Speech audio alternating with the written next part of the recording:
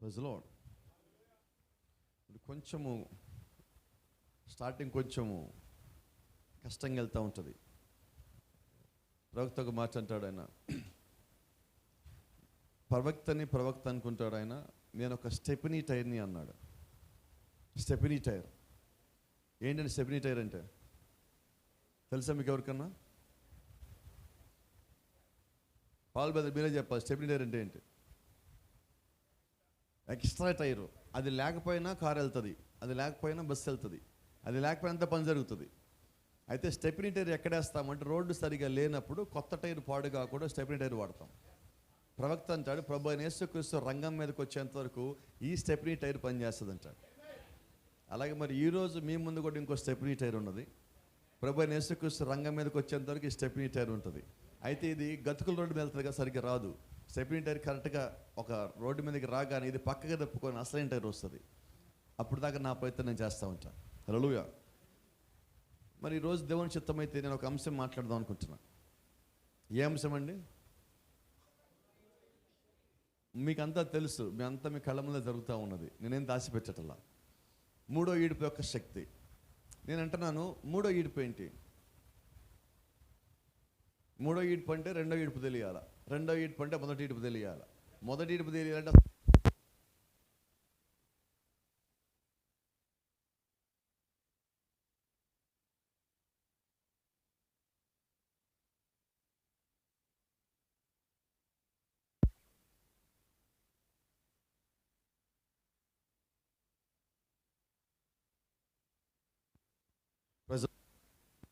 కొరకు సిద్ధపరిచింది ఏదైతే ఉన్నదో, దేవుడు మీ కొరకు సిద్ధపరిచింది ఏదైతే ఉన్నదో, అది మీ దగ్గరికి వచ్చేంత వరకు దేవుడు ఆయన మార్గాన్ని మీ కొరకు పంపిస్తూనే ఉంటాడు. Praise the lord. దేవుని నామానికి మహిమ కలుగును గాక. కాబట్టి దేవుని యొక్క మార్గము ఏదైతే ఉన్నదో, మన యొక్క మార్గంలో ఉన్నప్పుడు దేవుడు ఖచ్చితంగా కార్యం చేస్తాడు. Is right? అయితే దేవుడు కార్యం చేసేటప్పుడు దేవుడు ఒకేసారి నువ్వు అనుకున్నది చేయడు. ఒక్కోసారి కొద్ది కదులుతూ ఉంటుంది. చిన్న మాటగా మీకు చెప్పినట్లయితే, ప్రభు అయిన యేసుక్రీస్తు ఒక ఉపమానం చెప్పాడు. ఇదిగో ఈ కొండ పెకిలించబడి సముద్రంలో పడేయబడును గాక. కొండను తెలిపొద్దా? ప్రవక్త అంటున్నాడు, ఈ కొండ పెకిలించబడి అక్కడ పడేయబడును గాక అని అన్నప్పుడు దాంట్లో గమనించాల్సింది ఏంటంటే, దాంట్లో నుంచి ప్రవక్త అన్నాడు, ముందు ఒక చిన్న ఇసుక కణమైన కదలటం ప్రారంభించింది అన్నాడు. అంటే ఆయన మాట జరగటం ప్రారంభించింది. ఏదో ఒక రోజుకి అది పూర్తిగా వెళ్తుంది. ఒకవేళ ఆయన కానీ టైం చెప్తే ఆ టైం పూర్తవుతుంది. ఆ టైంకి గమనించండి, యేసుక్రీస్తు ఒకరోజు ఒక ఊరిలోంచి వెళ్తుంటే అక్కడ అంజూరపు చెట్టు ఉన్నది. అంజూరపు చెట్టును చూసి ఆయన ఏమన్నాడు? దాని మీద చెయ్యేశాడు, కాయలు ఉన్నాయా? ఏమన్నాడు ఆయన? శపించాడు. మళ్ళా సాయంత్రం అది కూడికైపటి నుంచి వస్తుంటే పెడుతున్నాడు, ప్రభు ఆ చెట్టు ఎండిపోయింది అన్నాడు. యేసుక్రీస్తు సాయంత్రంలో పెట్టిపోతామని చెప్పలేదండి, ఎమ్మటే జరిగినది. Is it right? Praise the Lord. అలాగే యేసుక్రీస్తు రెండో రాకడ జరగబోయే సమయంలో వాళ్ళు అడిగారు, అయ్యా నీ రాకడికి సూచనలు ఏంటి? నువ్వు ఎప్పుడు వస్తావు, ఎలాగొస్తావు, మాకు అర్థం కావట్లా, మాకు తెలియట్లా అన్నప్పుడు యేసుక్రీస్తు కొన్ని సూచనలు చెప్పాడు. ఆ సూచనలు మొత్తం ఒకేసారి జరుగుతాయా? జరగవండి. But it should be in an order. It will happen in an order. అవన్నీ కూడా ఒక క్రమంలో జరగవలసి ఉన్నది. Praise the Lord. ఇక్కడ మీరు ఇప్పుడు ఈ సంఘం ఒక నిర్మాణం చేశారు, అంతా ఒకే రోజు కట్టేశారా? కట్టలేదండి. ముందు ఫౌండేషను, ఆ తర్వాత గోడలు, ఆ తర్వాత పైన మీరు ఒక ఆర్డర్లో కట్టుకుంటూ వచ్చారు. అలాగే దేవుడు కూడా తన సంఘాన్ని అలాగే కడుతున్నాడు.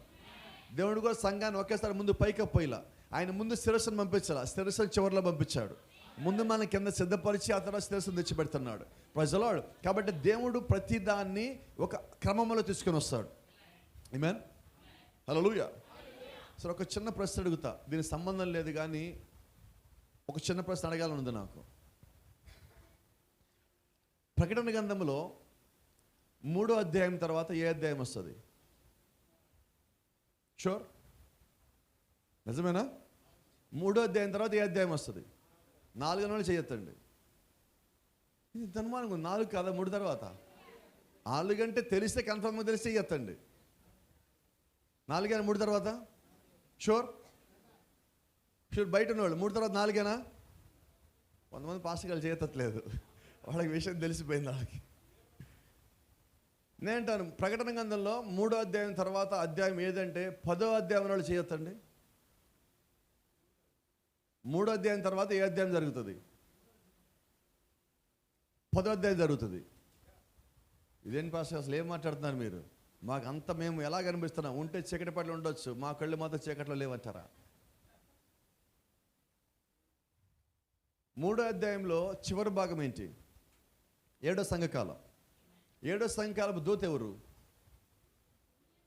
విలియం మ్యారన్ బ్రన్హామ్ యొక్క పరిచర్యకు సంబంధించిన లేఖనం ఏంటి? ప్రకటన గ్రంథం 10వ అధ్యాయం 7వ వచనం. అంటే ప్రకటన గ్రంథం 10వ అధ్యాయం 7వ వచనం ఎప్పుడు నెరవేరాలి? 7వ సంఘకాలంలో. మేఘం ఎప్పుడు రావాలి? 7వ సంఘకాలంలో. 7వ సంఘకాలం ఎక్కడుంది? 3వ అధ్యాయంలో. మరి ఆ మేఘం ఎక్కడుంది? 10:1 ఉంది. అంటే 10:1 ఎక్కడ నెరవేరాలి? ముద్రలు ఎక్కడ నెరవేరాలి? ముద్రలు ఏ అధ్యాయంలో ఉన్నాయి? 5వ అధ్యాయంలో, 6వ అధ్యాయంలో. అంటే 5, 6 అధ్యాయులు ఎప్పుడు నెరవేరాలి? 3వ అధ్యాయంలో. ఇదేంటి సార్? నువ్వనుకున్న క్రమంలో దేవుడు ప్రకటన గ్రంథం రాయలా. దేవుడు అనుకున్న క్రమంలో ఆయన రాస్తున్నాడు. మరి ప్రకటన గ్రంథంలో 10వ అధ్యాయంలో 8వ వచనం నుంచి 11వ వచనం వరకు వధువు యొక్క పరిచర్య.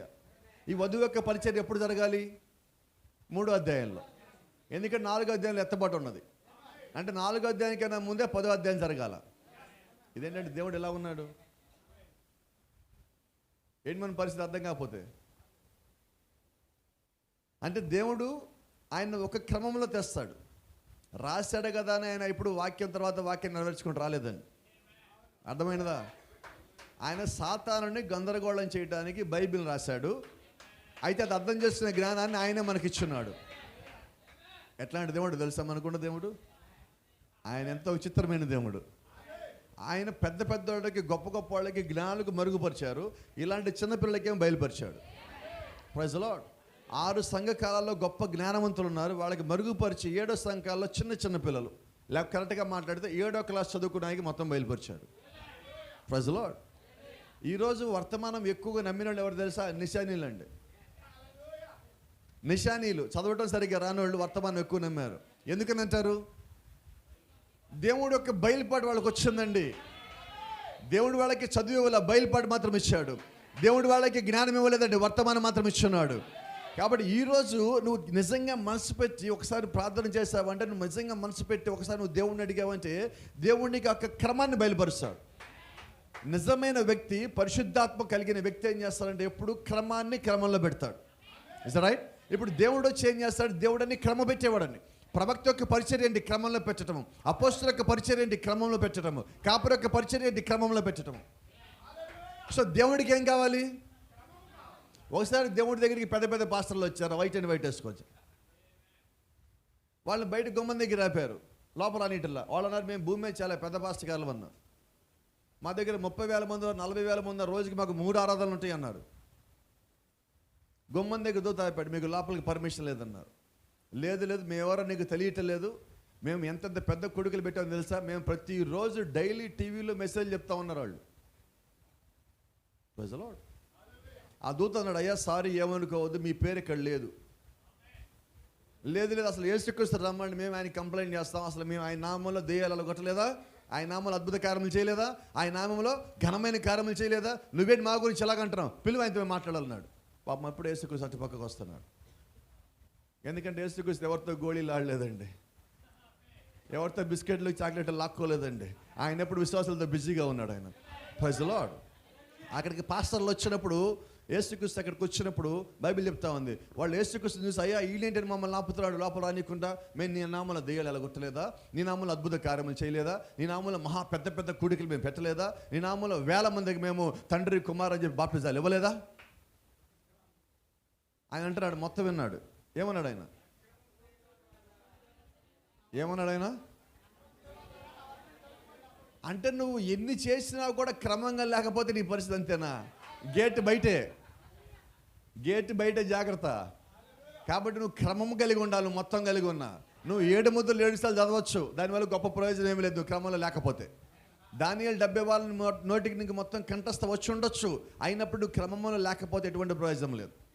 అపోస్తలుడైన పౌలు అంటాడు, అయ్యా నేను సమస్తము కలిగినప్పటికీ, గొప్ప జ్ఞానము కలిగి ఉన్నప్పటికీ నేను ప్రేమ లేకపోతే వ్యర్థుడిని. నీకు ప్రేమ లేనప్పుడు మిగిలినవి పని చేయవా? No sir. అసలు యేసుక్రీస్తు కొత్త నిబంధన ఎందుకు రావాల్సి వచ్చిందండి? పాత నిబంధనలో ప్రేమ ఉన్నదా? మీకే అర్థం వాళ్ళు చెప్పే మాటలు. ప్రేమ ఉన్నదా? పాత నిబంధనలు ఏంటి తెలుసా?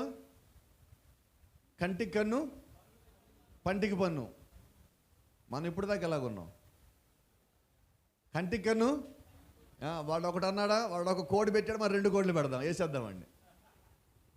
ఇప్పుడు వినబడలా నాకు, వినబట్ల నాకు ఎందుకనో. ఏం జరిగిందంటారు? పాత నిబంధనలో లోపము లేకపోతే కొత్త నిబంధన రావాల్సిన అవసరం లేదు. ఆమేన్. పాత నిబంధనలో ఏ లోపం ఉండదంటే 2 లోపాలు ఉన్నాయి. ఒకటి ప్రేమ, 2 క్షమాపణ. ఇప్పుడు మరి మీ మధ్యలో ఏమున్నాయి అంటే ఇప్పుడు పరిపూర్ణమైనట్టేనా? దాని నుంచి మనం బయటకు వచ్చినట్టేనా? దేవుడు మనకు కృప ఇచ్చినట్టేనా? నిజంగా దేవుడు ఎవరినైతే ప్రేమించాడో దేవుడు వాళ్ళకి కృపనిస్తాడండి. ఆ కృప సమస్తం నేర్పిస్తుంది, ఆ కృప సమస్తం సరిచేస్తుంది. ఇప్పుడు చూడండి, ఇక్కడ నేను చూస్తున్నా ఇక సహోదరులు అంటే అంతకుముందు మీరు ఎలాగున్నారో నాకు తెలియదు. ఇప్పుడు మీరు మీ ఒకళ్ళనొకరు మీరు మాట్లాడుకునే తీరు కానీ, ఒకళ్ళనొకరు పలకరించుకునే తీరు కానీ, మీరు భుజాల మీద ఒకళ్ళ చేతులు వేసి మాట్లాడటం కానీ ఎలా ఉండదంటే, వీళ్ళంతా వేరే వేరే కుటుంబాలంటే ఎవరికి తెలియదు, ఒకే ఇంట్లో వాళ్ళు ఏమో అన్నట్టుగా ఉన్నారు వీళ్ళందరూ. Praise the Lord. దాన్ని బట్టి నాకు చాలా సంతోషం. ఆమేన్. అయితే ఇప్పుడు దేవుడు ఏం చేస్తారంటే మనల్ని ఒక క్రమంలోకి తెచ్చాడు. మనం ఇప్పటి నుంచి ఏం చేయాలి తెలుసా? అదే క్రమంలో ఉండాలి. నువ్వు ఇంకా పక్కకి తొలగద్దు. నిన్ను పక్కకి తొలగినోడనే దేవుడిని తెచ్చి క్రమంలో పెట్టాడు. ఇప్పుడు నువ్వు ఎక్కడికి వచ్చావంటే అడ్డదారిలోంచి హైవేకి వచ్చావు. ఈ హైవే వంకర దగ్గర తిరగదండి, హైవే స్ట్రైట్గా వెళ్తూ ఉంటుంది. హైవేకి కూడా కిందకి దిగడు.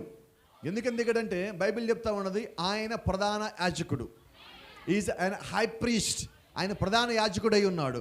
ఇప్పుడు మనం ఎక్కడున్నామంటే ప్రవక్త అంటారు మనం ఇప్పుడు హైవే మీద ఉన్నామన్నాడు. ఆమేన్. మన హైవే మీద ఎక్కడికి వెళ్తున్నాం? మన ఇంటికి మనం వెళ్తున్నాం. ఇప్పుడు మనం లోకంలో కిందకు వచ్చి, పరలోకం నుంచి కిందకు వచ్చి, ఇక్కడి నుంచి మళ్ళీ పైకి వెళ్తున్నాం. కరెక్ట్గా మాట్లాడితే మనం ఇక్కడికి వచ్చి యూటర్న్ తీసుకుని వెనక్కి వెళ్తున్నాం. Praise the Lord. U turn, eternity నుంచి కిందకు వచ్చాము, ఇప్పుడు యూటర్న్ తీసుకుని పైకి వెళ్తున్నాం. Praise the Lord. కాబట్టి యూటర్న్ తీసుకునేటప్పుడు మీరు ఇంకా అటు ఇటు తిరగాల్సిన పని లేదు. మన గమ్యం మనకు తెలుసు, మన లక్ష్యం మనకు తెలుసు, దేవుడు ఇచ్చే క్రమం మనకు తెలుసు. Thank you lord. గమనించండి, ఇప్పుడు మనం ఒక్కసారి మన యొక్క జీవితాల్లోకి వెళ్ళాలంటే బైబిల్లోంచి కొంతమంది పరిశుద్ధులు చూద్దాం. ఆమేన్. అలాగే ప్రభువైన యేసుక్రీస్తును ఒకసారి మనం చూస్తున్నట్లయితే దేవుడు ప్రతి ఒక్కరి జీవితంలో ప్రతి ఒక్కరి దాంట్లో ఆయన చూపించే క్రమంగా ఒకసారి చూసి ఆశ్చర్యపోతాం. ఆమేన్. హల్లెలూయా. మొదటి ఈడ్పు, ఒక చిన్న మాట మాట్లాడుతున్నా. ఏంటండి అది? మొదటి ఏడుపుని అభిషేకం అంటున్నాను నేను. ఇప్పుడు ఎవరు అభిషేకం ఇది? ఇక్కడ ఈ అబ్బాయి ఎవరై ఉండొచ్చు, ఆ పక్కన ఆయన ఎవరై ఉండొచ్చు. ఆయన చేతుల్లో ఏమున్నది? కొమ్ము తైలం ఉన్నది. ఆయన మీద కొమ్మరిస్తున్నాడు. Praise the lord. దేవుని నామానికి మహిమ కలుగును గాక. ఇప్పటి వరకు దావీదు జీవితం వేరు. అంతమందికి అర్థమవుతున్నది. అంతకుముందు వరకు దావీదు ఎవరంటే కేవలం ఒక చిన్న గొర్రెల కాపరి. ఎప్పుడైతే ఆ కొమ్ము తైలం అభిషేకం నీ తల మీదకి వచ్చిందో, ఇప్పుడు దావీదు ఎలాగ అభిషేకించబడ్డాడు తెలుసా మీకు? దావీదు ఒక కాపరిగా అభిషేకించబడలేదండి. మీకు సంగతి తెలుసా? దావీదు ఒక రాజుగా అభిషేకించబడాల, దావీదు మహారాజుగా అభిషేకించబడ్డాడు. Is a king of kings. దావీదు ఒక అభిషేకం ఏంటంటే రాజు అభిషేకం కాదండి. దావీదు ఒక అభిషేకం ఏంటి తెలుసా? మహారాజు అభిషేకం. Praise the Lord. ఒక గొర్రెలు కాసుకుంటున్నాడు. ఆమేన్. ఇంకో మాట చెప్పనా? సమూయేలు ప్రవక్త ఇంట్లో నుంచి బయలుదేరాడు. ఆయన కొమ్ము తైలం పట్టుకున్నాడు. కొమ్ము తైలం ఆయనతో పాటు పట్టుకొని యెషయా ఇంటికి వచ్చాడు. యెషయా అంటున్నాడు, అయ్యా సమాధానంగా వస్తున్నావా? ఒక ప్రవక్త వచ్చాడంటే ఏదో ఒక న్యూస్తో వస్తాడు. ప్రవక్త న్యూసెన్స్తో రాడండి, న్యూస్తోనే వస్తాడు. Praise the lord. ఇప్పుడు ఆయన ప్రవక్త వచ్చినప్పుడు చేతిలో కొమ్ము తైలం ఉన్నది. ఈ కొమ్ము తైలం వెనకాల పెట్టుకున్నాడు. దేవుడు ఏం పంపించారంటే యెష్షయి కుమారుని ఒకరిని అభిషేకించు. దేవుడు ముందే పేరు చెప్పి చెప్పలేదండి, యెష్షయి కుమారుని ఒకరిని అభిషేకించు. ఇప్పుడు సమూయేలుకి ఒకడెవడో తెలియదు. ప్రజలో ఇప్పుడు సమూయేలు పరిస్థితి ఎవరిని అభిషేకించాలి? మీకు అందరికీ అర్థమవుతుంది అనుకుంటున్నాను నేను. అర్థమైన వాళ్ళు ఆమె చెప్పచ్చు, అర్థం కాకపోతే చెప్పకండి, అర్థమైతేనే చెప్పండి. ఇప్పుడు సమూయేలు ఎవరిని అభిషేకించాలి తెలియదు. మనం అక్కడ ఆగుదాం. యెష్షయి కుమారులో ఒకరిని అభిషేకించాలి.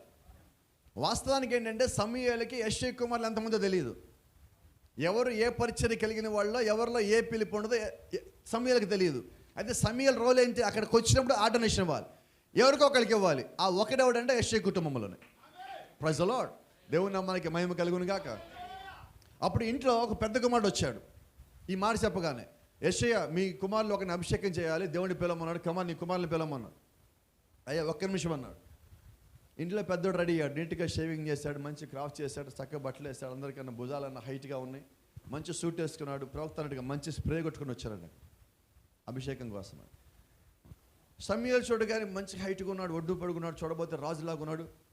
ఈయన కొమ్ముతలు తీసుకుని ప్రభు అభిషేకించేనా అన్న. ప్రభు అంటున్నాడు, పైకి కనిపించే దాన్ని బట్టి అభిషేకం ఉండదు. ఏమా ఇప్పుడు ఆయన ఆగిపోయాడు. ప్రభు ఇతను కాదా? రెండోవాడు అనుకున్నాడు, ఈడు కాకపోతే ఇంక నేనే కదా. 2, 3, 4, 5, 6, 7 7 అయిపోయారు. ఎవరు కనబడలా. ఎవరి దగ్గరికి వెళ్తాను సమూయేలును దేవుడు అన్నాడు, సమూయేలును వాగు అంటున్నాడు. ఇసిగిపోయాడు. ఇసిగిపోయి సమూయేలు అన్నప్పుడు, యెష్షయికి నీ కుమారులు ఎవరు అంటే, అప్పుడు యెష్షయి అరే మర్చిపోయాను, నాకు ఇంకొకడు ఉన్నాడు. అసలు అభిషేకించబడిన వాడిని మర్చిపోయారు అందరూ. అర్థమవుతుందా మీకు? చాలామంది ఏం చేస్తారంటే నిజమైన వర్తమాన సంఘాన్ని మర్చిపోతూ ఉంటారు, నిజమైన ప్రార్థన పడిని మర్చిపోతూ ఉంటాం మనం కొన్నిసార్లు.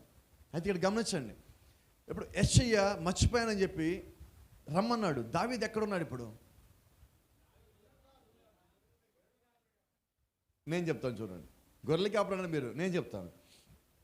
దావీదు వాళ్ళ నాన్న చేత అప్పచెప్పబడిన కొన్ని గొర్రెలు తీసుకొని ఆ గొర్రెలు నమ్మకంగా మేపుతున్నాడు.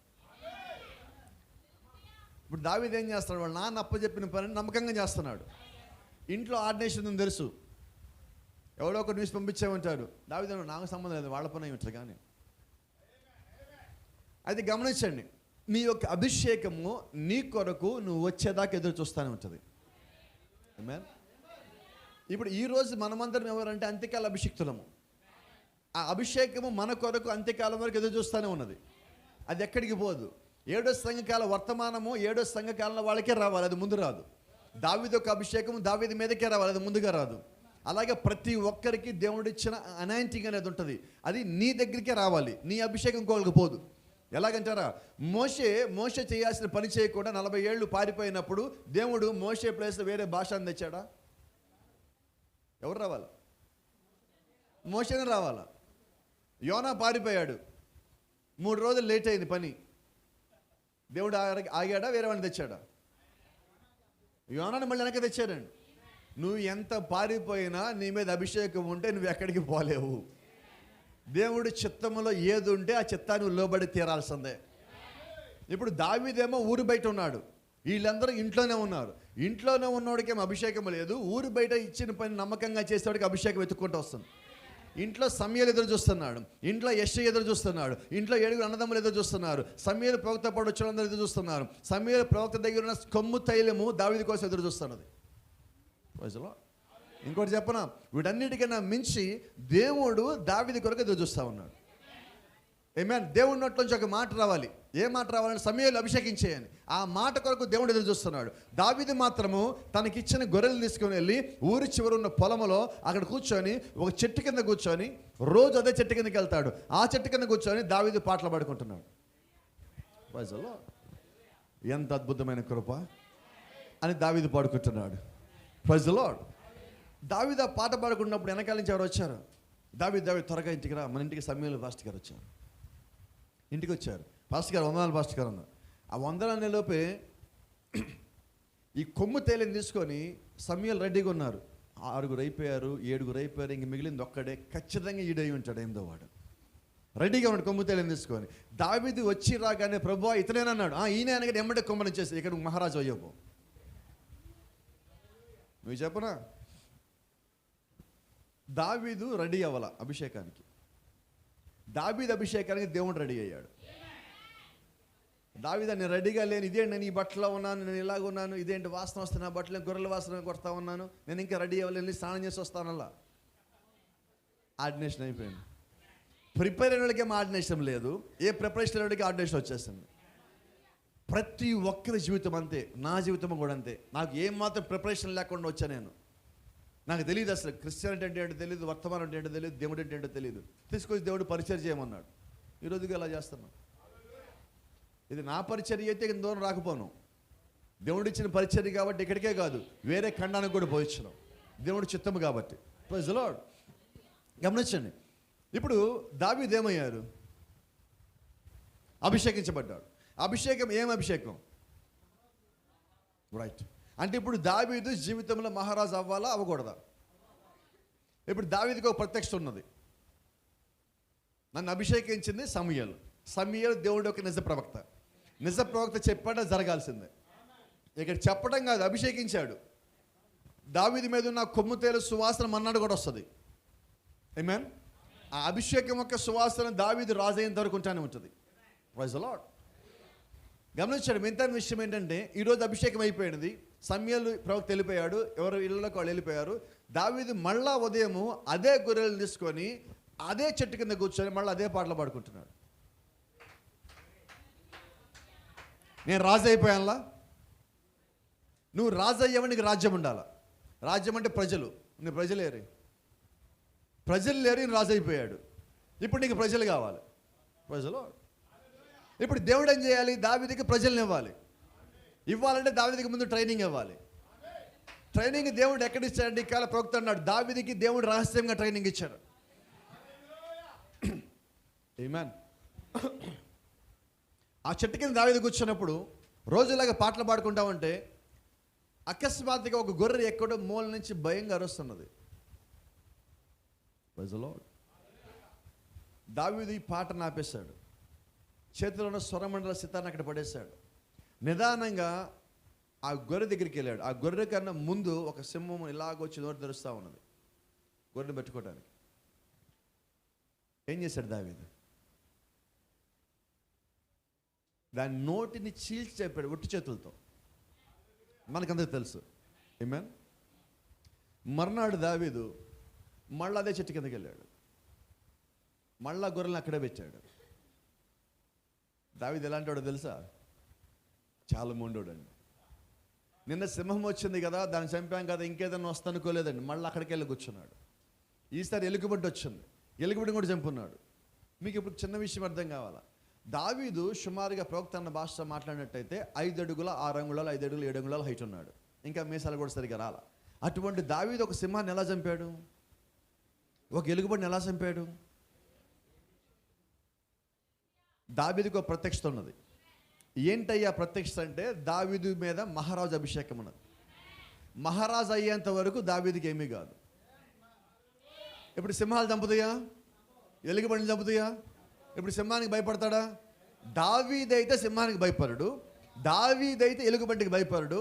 అలాగే మీరు కూడా నిజమైన వధువై ఉంటే మీరు లోకానికి భయపడరు, సమస్యలకి భయపడరు, ఇబ్బందులకి భయపడరు, శోధనలకు భయపడరు. ఎందుకంటే మిమ్మల్ని సృష్టించింది, మిమ్మల్ని పంపించింది ప్రభువైన యేసుక్రీస్తు. ఇప్పుడు మీ మీద వధువైన అభిషేకం ఉన్నది. ఆ అభిషేకాన్ని ఎవడు తీసేయలేడు. అభిషేకం నువ్వు కలిగి ఉండగా నిన్ను ఎవడు కిందకి లాగలేడు. అభిషేకం నీ మీద ఉండగా నిన్ను ఎవడు పాతాళానికి తీసుకుపోడు. అభిషేకం నువ్వు కలిగి ఉండగా నీకు వచ్చే ఆశీర్వాదం ఎవడు దొంగతనం చేయలేడు. సో దేవుడి చేత నీకు ప్రత్యేకంగా ఇవ్వబడింది.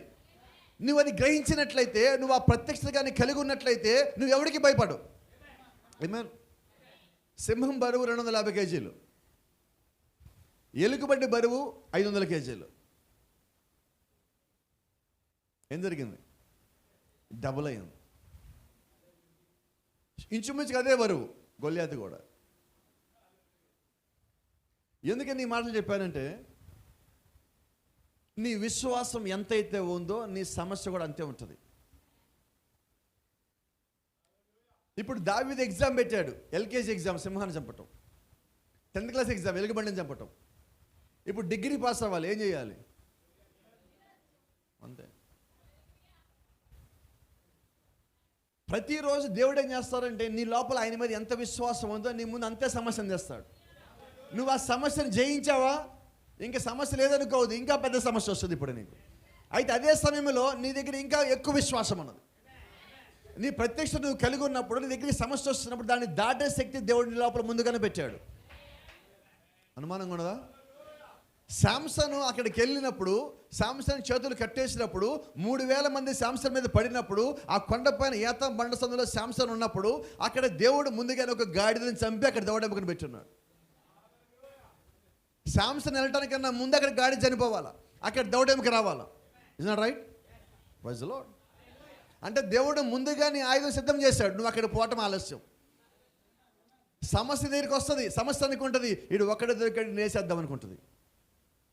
అయితే ఆ సమస్యకి తగిన జ్ఞానాన్ని, శక్తిని, బలాన్ని దేవుడిని లోపల పెట్టున్నాడు. Thank you lord.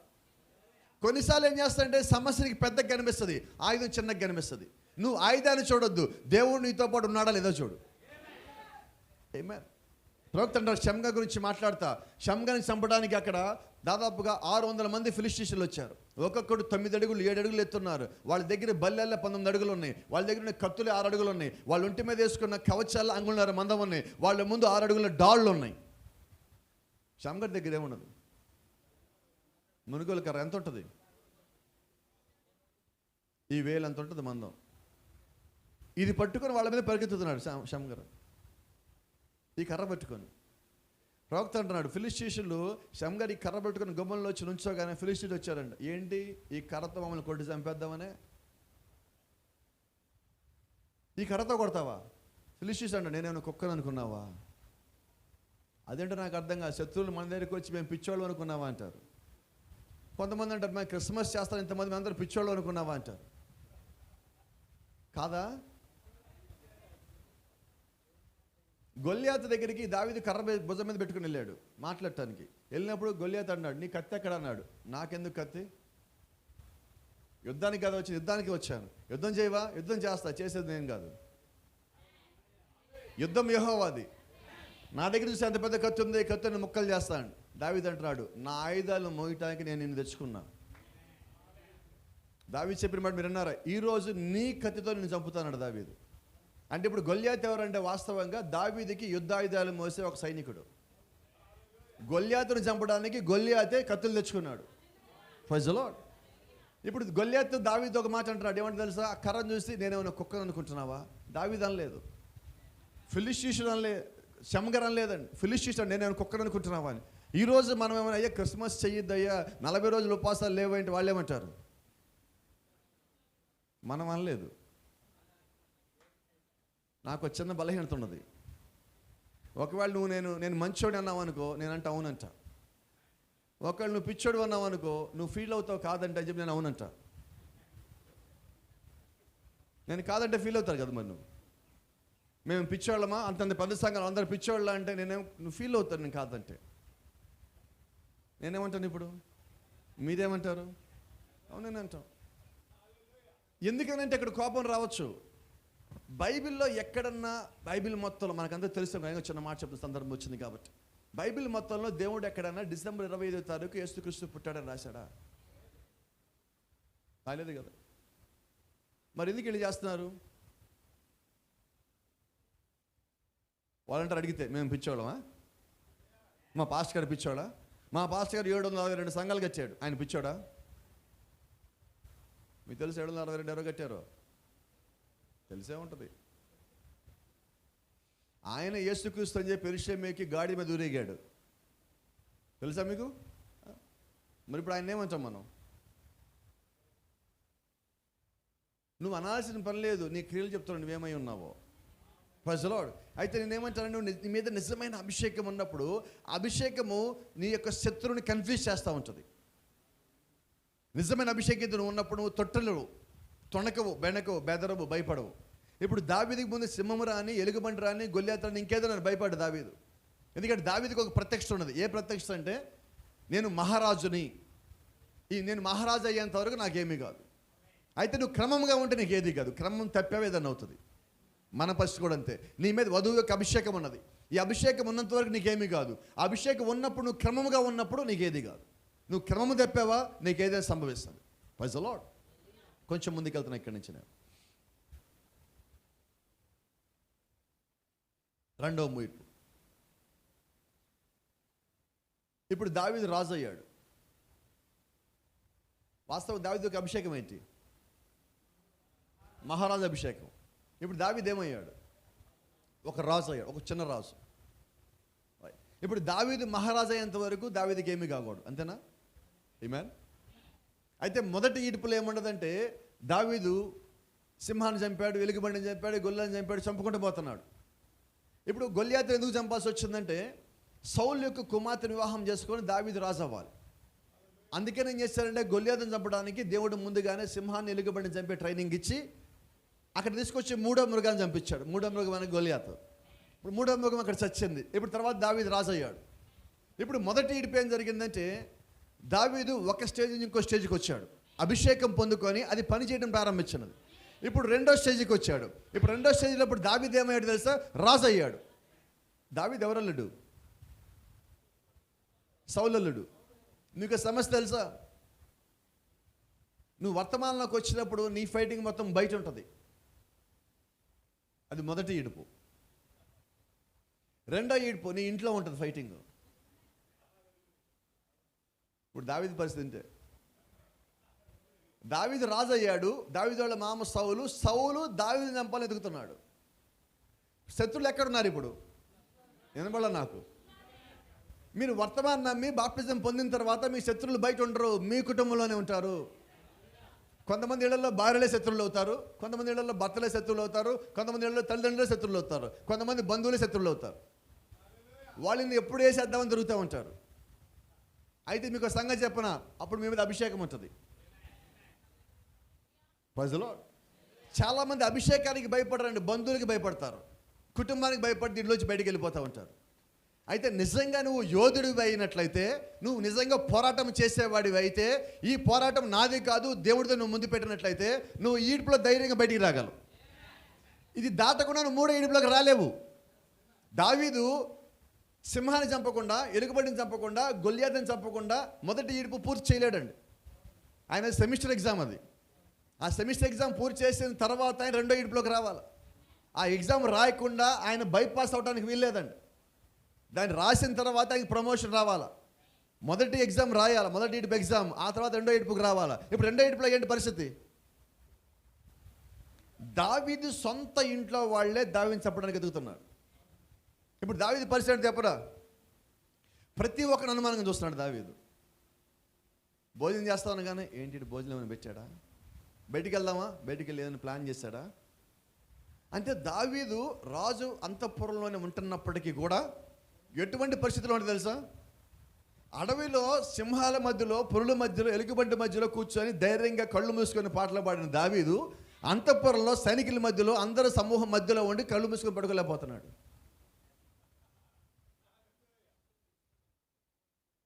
మన పరిస్థితి అలాగ లేదా? కొన్నిసార్లు మన ఇంట్లోనే పడుకొని అపనమ్మకంగా పడుకుంటాం మనం. ఏంటి ఆ పరిస్థితి? కానీ నీకు ఒక సంగతి చెప్పాలా, నువ్వు ఆ స్థితిలో ఎక్కువ కాలం ఉండవు. సమస్యలు క్రైస్తవునితో ఎక్కువ కాలం ఉండవు.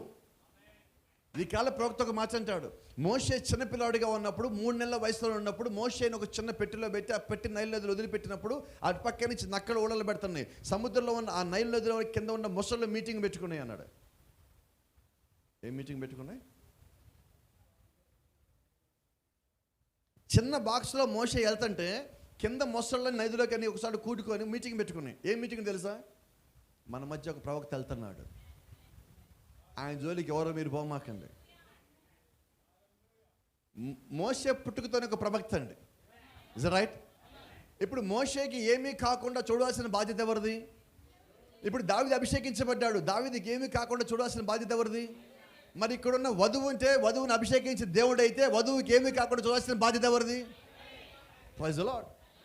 అంటే దేవుడు తన ఒక అభిషేకాన్ని ముందు పంపిస్తున్నాడు, తన పిలుపు కలిగి వాళ్ళని బయట తీసుకుని వస్తున్నాడు. ఇప్పుడు మోషేని ఎవరు కాపాడాలి? దేవుడేనా? ఆమేన్. ప్రవక్త అంటున్నాడు, ఆ కింద ఉన్న ముసళ్ళు పైకి వచ్చి ఆ పెట్టెలో ఉన్న మోషన్ చూడాలి. ఆ పెట్టె ఎలాగంటే ఇలా ఎదురుగా ఓపెన్ చేసి లేదండి. నోవాహు వాడు ఎలాగైతే ఉందో మొత్తం క్లోజ్ చేసి పైన ఓపెన్ చేసి ఉన్నది. నోవాహు వాడు ఎలాగ ఉందో ఇప్పుడు మోషే వాడ కూడా అలాగే ఉన్నది. నోవాహు కట్టిన వాడ పేరు ఆర్క్ అండి ఇంగ్లీష్లో. మోషేని పెట్టిన చిన్న బాక్స్ పేరు కూడా ఇంగ్లీష్లో ఆర్కే. 2 ఆర్కులే.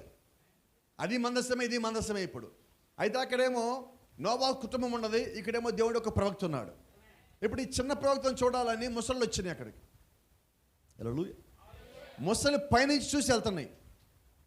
ప్రవక్త అంటున్నాడు, ఆ ముసళ్ళు అక్కడికి వచ్చినప్పుడు ఆ బాక్స్కి ఇటుపక్కన అటుపక్కన దేవుని యొక్క దూతలు కత్తులు దూసేలా నిలబడి ఉన్నారు. ఎవరు నిలబడ్డారు? ఎందుకంటే మోషే ఫైటింగ్ చేయలేడు లేచి, 3 నెలల వయసు. నువ్వు వధువులో ఇప్పుడే కానీ వచ్చినట్లయితే నీ తరపున యుద్ధం ఎవరు చేయాలి?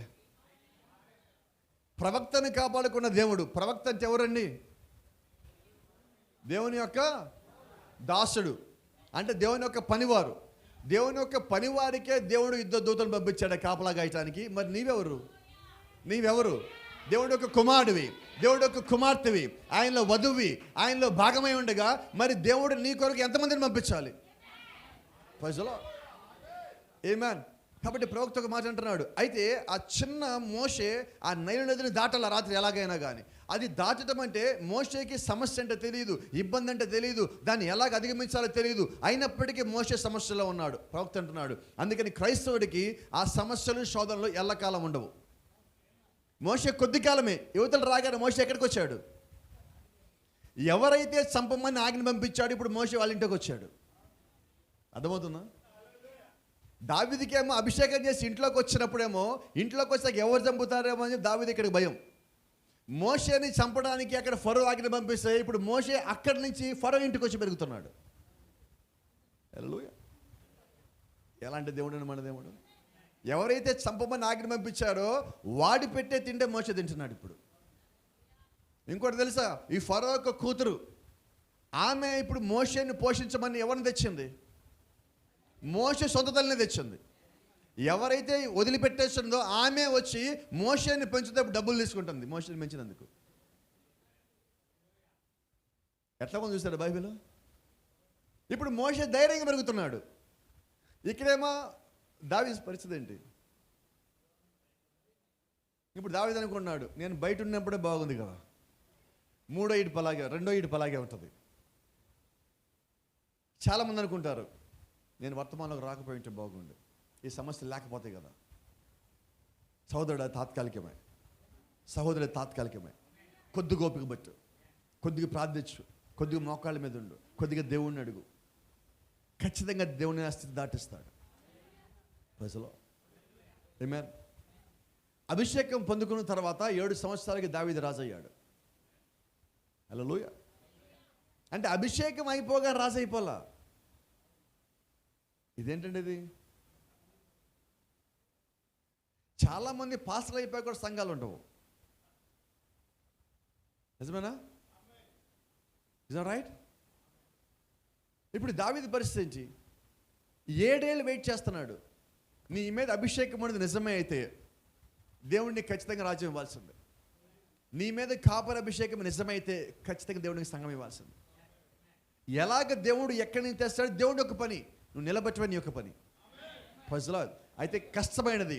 2వ ఈడుపు చాలా కష్టమైనదండి. చూడండి, ప్రవక్త అంటున్నాడు, second pool was the discernment of spirit and prophecy.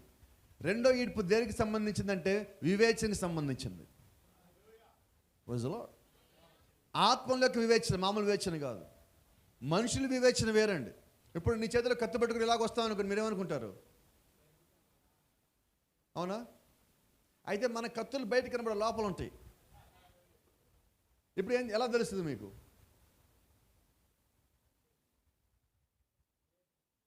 ఎట్లాగా వినబడలే నాకు. వివేచన అంటే 2వ ఈడుపులు నువ్వేం కలిగి ఉంటావు? ఒక మనిషిని చూడగానే వర్తమానం వింటాడో లేదు నువ్వు చెప్పేస్తావు. ఎలా తెలిసింది నీకు? వాళ్ళు ఏం చెప్పలేదే. ఒక వ్యక్తితో మీరు మాట్లాడుతుంటే ఆ వ్యక్తి ఏ డాక్టర్లో ఉన్నాడో మీకు తెలుస్తుంది. ఇప్పుడు వాళ్ళ లోపల ఏ ఆత్మ ఉందో మీకు తెలుస్తుంది. అది మీ అంతటా మీకు రాలేదండి. మీరు ఆల్రెడీ రెండో ఇంట్లోకి వచ్చారు కాబట్టి అది మీకు ఇచ్చారు దేవుడు. అది మీది కానే కాదు. ఆ డిజర్న్మెంట్ దేవుడు మీకు ఇచ్చున్నాడు. అది దేవుడు యొక్క బిడ్డలకి, ఆయన యొక్క కుమారులకి, ఆయన యొక్క కుమార్తెలకి దేవుడు ఇచ్చిన గిఫ్ట్ అండి. Praise the Lord. కాబట్టి ఇప్పుడు దావీదు లోపల ఏ గిఫ్ట్ ఉందంటే వివేచన. ఒకసారి సౌలు పిలిచాడు, దావీదు నువ్వు వచ్చి సితార వాయించు, నా దగ్గర ఇబ్బందిగా ఉందన్నాడు.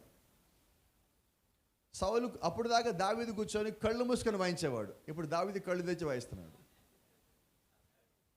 ఎందుకో తెలుసా? సౌలు కూర్చొని సౌలు పక్కన బల్లెం పెట్టుకున్నాడు. సౌలు చూడు కానీ దావీదుకి ఏమర్థమైంది? నన్ను పిలిచిన సితార వాయించడానికి కాదు, ఈరోజు నన్ను మోయించడానికి నన్ను పిలిపించాడు. Is not right? ఇప్పుడు దావీదుకి ఎవరు చెప్పారు? దేవుడు యొక్క ఆత్మ దావీదులో వివేచనని అనుగ్రహించే, వివేచన పట్టుకున్న ఒక దాన్ని పెట్టున్నాడు. ఈ కాల ప్రవక్త ఒక మాట అంటాడు, సంఘములో ఉన్న ప్రతి ఒక్క కాపరికి దేవుడు వివేచన ఒక వరం ఇచ్చాడు. Is right? చాలామంది పాస్టర్ గారు ఒకసారి ఒక మాట అంటూ ఉంటారు, అయ్యా నేను ఫలానా పాస్టర్ గారిని పిలిచాను, వాళ్ళ సంఘాన్ని మొక్కలు చేశాడు, వాడు మంచోడు కాదని అంటాడు. నిజమేనా? ఏం లేదు మన మాటలు. నేను ఒక మాట చెప్పనా? అతన్ని పిలిచింది వారి సంఘానికి, వినబడలే నాకు. కాపరేనా? ఎందుకు పిలిచావు? అతను స్టార్ పాస్టర్ని పిలిచావా, అతను పిలుపుని బట్టి పిలిచావా? స్టార్ పాస్టరేనా? మరి స్టార్ పాస్టర్లు ఏం చేస్తారు? మీకు తెలుసో తెలీదు, స్టార్ పాస్టర్లు ఎక్కడి నుంచి వచ్చారు చెప్పనా? పైనుంచి 13వ అధ్యాయంలో ఒకటి పైనుంచి కింద పడవేయబడ్డాడు. వాడి కింద పడతా తోకతో 1/3 వంతు భాగం తెచ్చుకున్నాడు. ఎవరిని తెచ్చారు వాళ్ళు? నక్షత్రాలు ఇంగ్లీష్లో ఏమంటావు? స్టార్లు. వాళ్ళందరూ ఇప్పుడు ఎక్కడ ఉన్నారు? భూమి మీద ఉన్నారు. వాళ్ళందరూ ఎవరు? Star pastors. ఇప్పుడు ఏం తెచ్చావు? వాడి మీద ఉన్న స్టార్ల నుంచి తెచ్చావు నువ్వు. ఆ స్టార్ ఏం చేస్తాడు? వాడుకున్న స్టారే ప్రత్యేకమైనది, అది విడగొట్టే స్టార్. అది ఆత్మేమో కలుపుది, స్టార్లో విడగొడతాయి. ఏం చేద్దాం? Praise the lord. ఇప్పుడు నువ్వు ఎవరిని పిలిచావు? నువ్వు పేరు పెట్టి పిలిచావా? ప్రమాదంలో పడతావు. గొప్పల కోసం పిలిచావా? ప్రమాదంలో పడతావు. పిలుపుని బట్టి పిలిచావా? ప్రమాదంలో పడవు. ఉంటే పైకి లేస్తావు. కాబట్టి గమనించండి, నిజమైన ఒక సాక్ష్యం కలిగి ఉండాలి. నువ్వు పిలిచినప్పుడు ఏంటంటే ఈ పాస్ హెల్ప్ చేస్తాడో ఆ పాస్ హెల్ప్ చేస్తాడని పిలవద్దు. దేవుడు నాకు సహాయం చేయాలి, ముందు ప్రార్థన చేయి. సంఘాన్ని ప్రార్థన చేయమను. హల్లెలూయా. దేవుని ఒక ప్రవక్త ఒక మాట అంటాడు, ఈ బలిపీఠం ఎవరికి ఇవ్వాలో తెలుసా? సాక్ష్యము కలిగి ఉన్న వాడికి ఇవ్వాలన్న. ఎవరికి ఇవ్వాలండి? సాక్ష్యం లేనివాడికి బలిపీఠం ఇవ్వద్దు అన్నాడు. నాకు తెలిసిన వాడు వచ్చాడు, నాకు కనిపించిన వాడు వచ్చాడు, మా పక్కన వాడు వచ్చాడు, వాడు వచ్చాడు, ఈడు వచ్చాడు, బలిపీఠం ఇచ్చాడంటే ఏమవుతుంది? ప్రవక్త అంటాడు, ఇక్కడి నుంచి బలిపీఠంలో ఒక మాట బోధించినప్పుడు, అనగా ఒక విత్తనం, ఒక చెడు విత్తనం పడితే అది సంఘం నుంచి తీసేయాలంటే 6 నెలలు పట్టుద్ది. ఈ 6 నెలలు వెళ్ళిపోయేవాళ్ళు ఎంతమంది? కాబట్టి ఇక్కడ కాపరికి ఏం కావాలి? వివేచన కావాలి. అంటే ఇప్పుడు వివేచన లేకుండా మనం పిలుచుకుంటున్నాం. కాబట్టి ఇప్పుడు సంఘం విడిపోవడానికి కారణం ఎవరు? వచ్చినోడు పరిచయం విడగొట్టడమే. నువ్వు వాడిని అనొద్దు అసలుకి. మన ఇల్లు బాగుంటే పక్కన అనాలండి మనం. అర్థమైందా? మన ఇల్లు సరి చేసుకోవడం పక్కన ఎలాగంటాం? యేసుక్రీస్తు అన్నాడు, నీ కంట్లో ఏమున్నది? నా కంట్లో ఏమున్నది? నీ కంట్లో ఏమున్నది? ఇప్పుడు మనం వాళ్ళంటే ఏమంటాం? ఇప్పుడు ఎవరు సరి అవ్వాలి తెలుసా? వర్తమానంలో పక్కనోడు కాదండి, ముందు నేను సరి అవ్వాలి. నా పద్ధతి అది. దేవుడు నాకు నేర్పించింది అదే, ప్రవక్త నేర్పించింది అదే. ముందు నువ్వు సరిగా ఉండు. ఫస్ట్ నువ్వు కరెక్ట్ అవ్వు. ఫస్ట్ నువ్వు ఆత్మ కలిగి ఉండు. ఆ తర్వాత ఇంకొకటి చెప్పొద్దు, ఇంకొకటి చూస్తాడు నీ లోపల నుంచి. Praise the Lord. ఈరోజు నిజంగా నువ్వు దేవుని యొక్క ఆత్మ కింద ఉన్నావంటే దేవుడి యొక్క కార్యములు నీ యొక్క జీవితంలో జరగాల.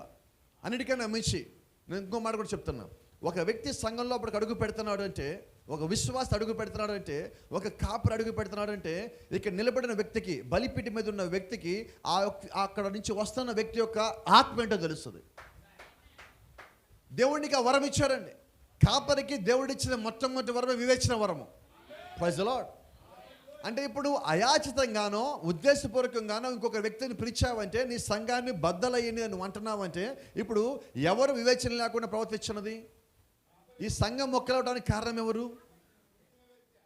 ఇది నా సొంత ఆలోచన, నేను సొంత ఆలోచన చేస్తా కొన్నిసార్లు. అయితే సొంత ఆలోచన నువ్వు చేసినప్పటికి కూడా అది దేవుడి ముందు పెట్టు. అయ్యా ఇది నా ఆలోచన, నీ ఆలోచన, నేను పరిగెత్తుతున్నానా లేదా నువ్వు నాకు ఇచ్చేదాకా ఆగుతున్నానా? ఏమే గత రాత్రి మనం మాట్లాడుకున్నాం చిన్నమాటే. డినామినేషన్ వాళ్ళు ఎందుకు ట్రైనింగ్కి వెళ్తున్నారు? బైబిల్ కాలేజీకి ఎందుకు వెళ్తున్నారు? దేవుడిని పిలిచేదాకా వాళ్ళు ఆగట్లేదండి. తొందర ఏంటంటే తొందర అసలు వద్దు. దేవుడు ఎప్పుడు తొందరపడమని చెప్పలేదండి. ఆయన తొందరపడి సిద్ధపడమన్నాడు తప్పితే అసలు నువ్వు వెళ్ళిపోమని చెప్పలే ఎక్కడికి. నేను త్వరగా వస్తాను రెడీగా ఉండి అన్నాడు. అది కూడా వార్నింగ్ ఇచ్చాడు ముందు, నేను వస్తాను రెడీగా ఉండని చాలు. ఇప్పుడు మనం ప్రిపేర్ అవ్వాలి. ఇప్పుడు ఇక ఆ వివేచన ఉంటే ముందు నేను ప్రిపేర్ అవుతాను, తర్వాత నా కుటుంబాన్ని సిద్ధం చేస్తాను, ఆ తర్వాత ఇరుగు పొరుగు వారిని బంధువులు స్నేహితుల్ని, ఆ తర్వాత వచ్చి సంఘాన్ని సిద్ధపరుస్తాను. నీ రోల్ ఏంటో నువ్వు ఆ రోల్లో నిలబడిపో. Praise the lord. దేవుని నామానికి మహిమ కలుగును గాక. చదువుతాను చూడండి. Second pool was the discernment of the spirit. రెండవ ఈడ్పు దేనికి సంబంధించినది అంటే ఆత్మ యొక్క వివేచన సంబంధించింది. ఆమేన్. ప్రభువైన యేసుక్రీస్తు యొక్క పరిచర్యలో కూడా 3 ఈడ్పులు ఉన్నాయండి. దావీదు జీవితంలో 3 ఈడ్పులు ఉన్నాయండి. మోషే జీవితంలో 3 ఈడ్పులు ఉన్నాయండి. ప్రవక్త యొక్క పరిచర్యలో కూడా 3 ఈడ్పులు ఉన్నాయండి. మీకు సంగతి తెలుసో తెలీదో ఇక్కడున్న ప్రతి ఒక్కరి జీవితంలో కూడా 3 ఈడ్పులు ఉన్నాయి. 3 దశలు ఉన్నాయి. నువ్వు ప్రభువైన యేసుక్రీస్తు నామములో బాప్తిజం పొందడానికన్నా ముందు వరకు నీ జీవితము ఒకటి ఉన్నది. బాప్తిజం పొందిన తర్వాత నీ జీవితం అది మొట్టమొదటి ఈడ్పు. అప్పుడు ఎలాగుంటారంటే బాప్తిజం పొందగానే ప్రతి ఒక్కరు పొద్దున్న లేవటము, ప్రార్థన చేయటము, బైబిల్ చదవటము, వర్తమానం చదవటము. కొద్ది రోజులు అవుతుంది, 1 సంవత్సరం అయింది. బాప్తిజం పొందిన తర్వాత అది కొత్త కొడుకు పెట్టాము. ఆ రోజు ఇక అయిపోయింది, కొంచెం కిందకి దిగినది కాదా? లేదనుకోండి, అప్పుడు నీకు పెళ్ళి అయినది. ఇప్పుడు ఎలాగుంటుంది? ఇంకొంచెం తగ్గుద్ది. అప్పుడే పిల్లలు కూడా పుట్టారు, ఇంకొంచెం తగ్గుతుంది. శోధనలు. నువ్వు ప్రార్థన చేద్దాం అనుకుంటావు, ఇప్పుడు కుదరదు. నువ్వు కరెక్ట్గా ఈ రోజు నుంచి నేను ప్రార్థనలో ఉండాలని కూర్చుంటావు. అప్పుడు అత్తమామ ఇంటికి వస్తారు. ఏంటి ఎప్పుడు పని తెప్పించుకోవడానికి నువ్వు ప్రార్థన అంటున్నావు? చూడు, ఇప్పుడు ఇవి లేవగలదా? వర్తమాన పుస్తకం ఉన్నది ఎదురుగా. ఇప్పుడు ఇవి చదవలేదు, చదవాలని ఉన్నది. ఇటు పక్కన పని చేయాలి. ఇప్పుడు ఈ పని చేయకపోతే అక్కడి నుంచి ఏ మాట వస్తుంది? నువ్వు పని తెప్పించుకోవడానికి ప్రార్థన అడ్డు పెట్టుకుంటున్నావు. ఏం చేద్దాం?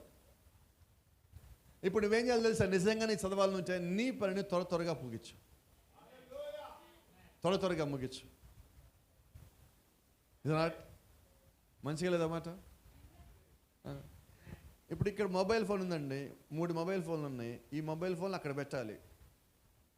నేను ఇలా ఒక్కొక్క మొబైల్ ఫోన్ తీసుకొచ్చి ఇక్కడ పెడుతున్నా. ఎంతసేపు అవుతుంది?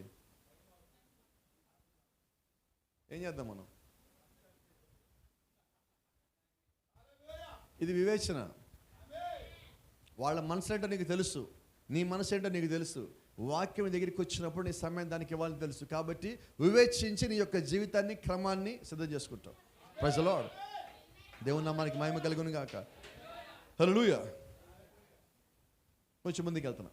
3వ ఈడ్పుకి మొత్తం కలిపి మనం మాట్లాడుకుందాం. మళ్ళీ మీకు అర్థమయ్యే కోసం చెప్తున్నా. 3వ ఈడ్పు. ఇప్పుడు దావీదు ఏమయ్యాడు? ఇంతకుముందు దావీదు రాజు, అంటే దావీదు పైన ఇంకొక రాజు ఉన్నాడు. ఇప్పుడు దావీదు మహారాజు, దావీదు కింద రాజులు ఉన్నారు. Is right? దావీదు ఫస్ట్ గొర్రెల కాపరి, ఇప్పుడు గొర్రెల కాపరి ఏమయ్యాడు? ఇప్పుడు సమూయేలు ప్రవక్త నిజమేనా? అభిషేకం నిజమేనా? ఆ పరిచయం నిజమేనా? దేవుడు పంపించి నిజమేనా? దావీదు యొక్క పిలుపు నిజమేనా?